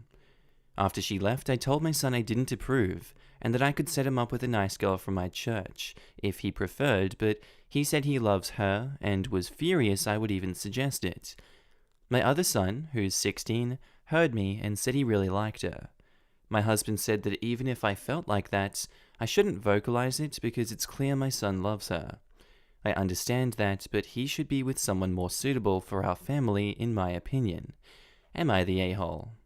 I'm not even going to comment on this one, that's just stupid, and it's just a repeated post we see a lot. So let's get this straight. You interrogated her about her religion and her heritage the first time meeting her, suggested your son date someone else after she left, and you're wondering why she didn't feel welcome. You're the a-hole. He should be with someone more suitable for our family. Oof, we'll definitely be reading about you on r/justnomother-in-law. My parents were just like this with every person I dated. It made me want to hide a bunch of relationships. I never took a significant other home because they always did this, and it made me feel like their ideas and religion were more important than their own kids. They went ballistic when I came out of the closet. I'm going on a year of no contact now. This is a good way to lose your son. You're the a-hole. I straight up told my boyfriends about my parents' behavior and asked them just to not listen to it. No one was ever good enough for them. In my opinion, just ignore it isn't good enough. They have to deal with your parents because of you. If your parents are being crappy, you have the responsibility to shut it down or leave so that your partner does not have to be subjected to poor treatment. If you are unwilling to do that, then you aren't much better than your parents. Posted by user JF Throwaway3312, titled, "Am I the a-hole for laughing at my girlfriend for her suggestion to pay off her loan? Throwaway for obvious reasons. Me, 32, and my girlfriend, 29, are living together for a year and going out for 2.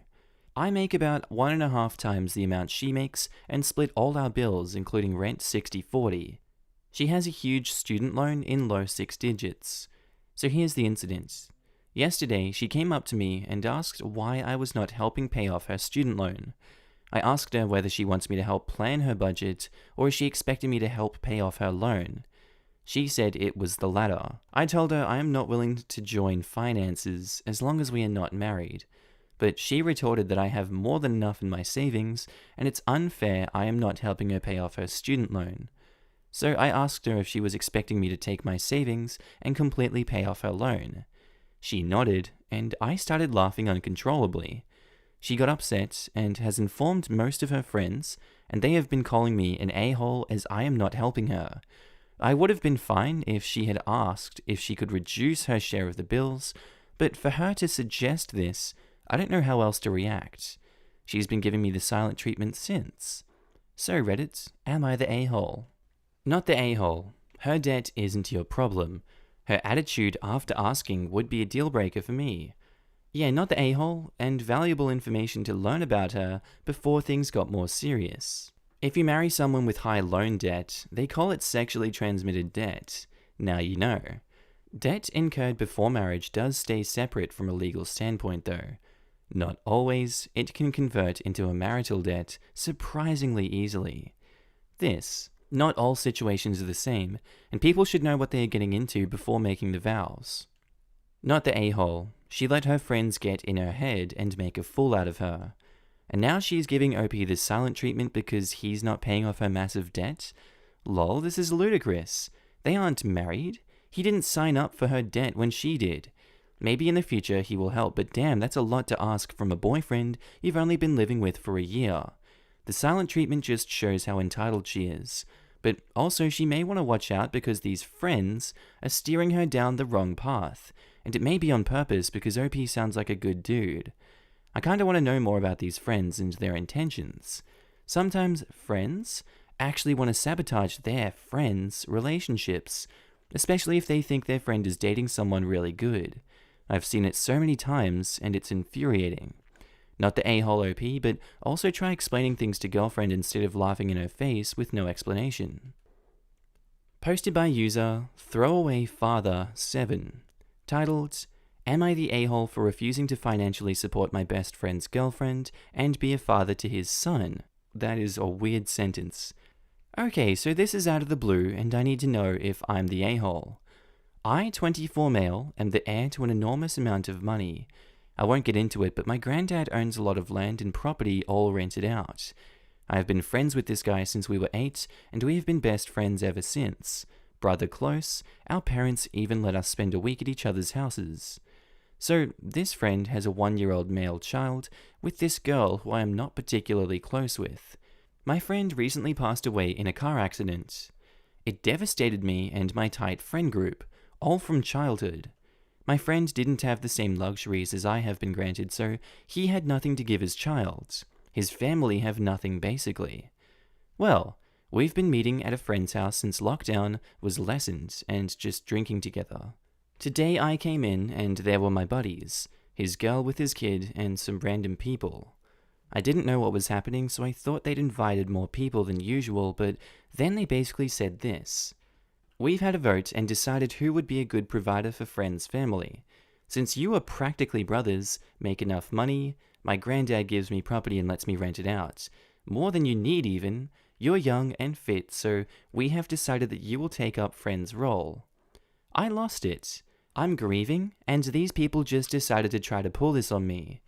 I told him that the hard truth is that there is another single mother in the world and that I will not support nobody and I don't plan on being a father until later on in my life.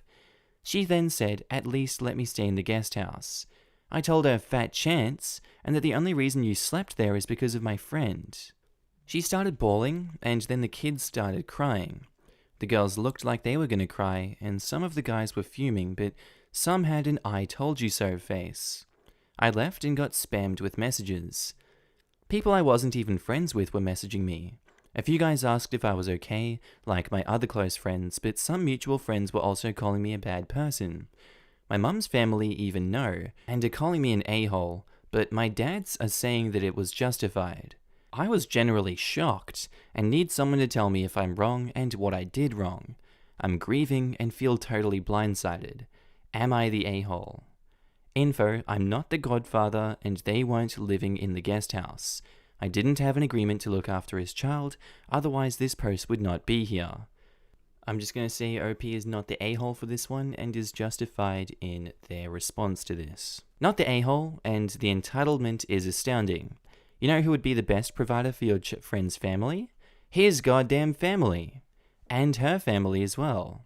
Not the a-hole. Cut those frickers out of your life. This, OP, all of those people have just told you who they are. Listen to them. You are not a friend. You are a walking, talking cash machine in their minds. It's easy to tell other people what to do with their money. All the people telling you you're selfish are ridiculous, since none of them are willing to put up any money. They all voted without him. That's already extremely shady. There is no proof of a fair ballot or anything. This is insane. Not the a-hole. These clowns had a meeting to plan your life and your money without asking you. Block them all. Who does that? Yep, this right here. I get that they may have misplaced grief, but you don't just nominate someone to take in an adult and child without consulting them, no matter their financial standing. You are not the a-hole for your response and action at all. If they are so concerned, they can start a college fund for the kid and offer to look after the kid so the mum could work. I was a single mum once and would still stop just short of killing someone for a reliable childcare network for snow days and emergencies. Not the a-hole, not your circus, not your monkeys. No one is entitled to your money. Posted by user Widowed2020, titled, Am I the a-hole for selling my husband's restaurant against his wishes? I was married to my husband for 13 years. We got married at 19 and my husband passed away a few months ago. We didn't have children together. I have a high-paying job as an attorney and I'm currently moving to another state to start my own firm. My husband passed away 4 months ago. It wasn't a pretty end to our marriage, as I had just found out that he was cheating on me with one of the waitresses working for his restaurant. They had been having an affair which went on for 3 years. He told me he didn't love me anymore and left to be with her. He passed away due to a sudden cardiac arrest after 2 weeks of leaving our marital home. We weren't legally separated, it wasn't official. As his wife, I inherited everything, including the restaurant, as he started the restaurant after we got married. My parents helped him financially, and I supported him after I got my first job. After finding out about his infidelity, I had no interest in keeping the restaurant. It was doing really well, but I needed a fresh start. My husband was emotionally attached to his restaurant and wanted his kids to take over after he died. He wanted it to be a family enterprise. I didn't want any part of that. I made the decision to move to another state for better prospects, and decided to sell the restaurant. 2 days before I made the final move to sell it, his mistress showed up to my home, begging me not to sell the restaurant because she was pregnant. She wanted her unborn child to take over the restaurant. She said that the child was morally entitled to the restaurant as his unborn child. I simply asked her to leave and went ahead with my decision. Am I the a-hole? So I guess the legality is out of the way, since she's an attorney. She absolutely understands her rights on this one.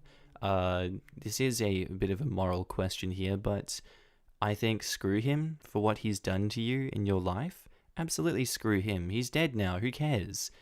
Screw her. She's a mistress. She's cheating. It doesn't matter if he wants to uphold his legacy. He did wrong. He deserves the punishment that comes after his death. So, not the a-hole OP, and I stand by that decision. Not the a-hole. I don't know any fetuses that are proven restaurant managers, although your mileage may vary. Exactly. What the hell would happen to it in the intervening 2 decades? Obviously, as his real widow, the mistress would get the restaurant and get to live off it until the child is of age, at least. Obviously, she deserves it and it's her due. Haha. He's been cheating for 3 years. He had more than enough time to leave and change his will if he wanted to. He didn't do any of that, and it's all gone to you. She isn't owed any of it. You're entitled to do whatever you want with it. If that's selling the thing that reminds you of the infidelity, that's fine. Not the a-hole. Apparently, he promised her that he would buy me out of the restaurant, and their future kids would take over the restaurant. Apparently, I was denying my late husband's wishes for his children. Did he ever say this to you after the affair came out? Somehow, I'm thinking he didn't. So you're just supposed to, what? Hand over part of a restaurant to his mistress on her say-so? I think not. Do me a favor, as one cheated on wife to another. If you're financially able, take some of the money you received from the restaurant and blow it on something you know he'd hate, but that you'd genuinely enjoy. Lol, I'm selling the restaurant to the owner of the rival restaurants. My husband absolutely hated that guy. He hit on me many years ago, not knowing I was married, in front of my husband. My husband wanted to expand his business and make it a successful franchise. The other guy wanted to do the same. He was working towards that. They were in a competition to be the first one to start the second branch. Yeah, I'm petty.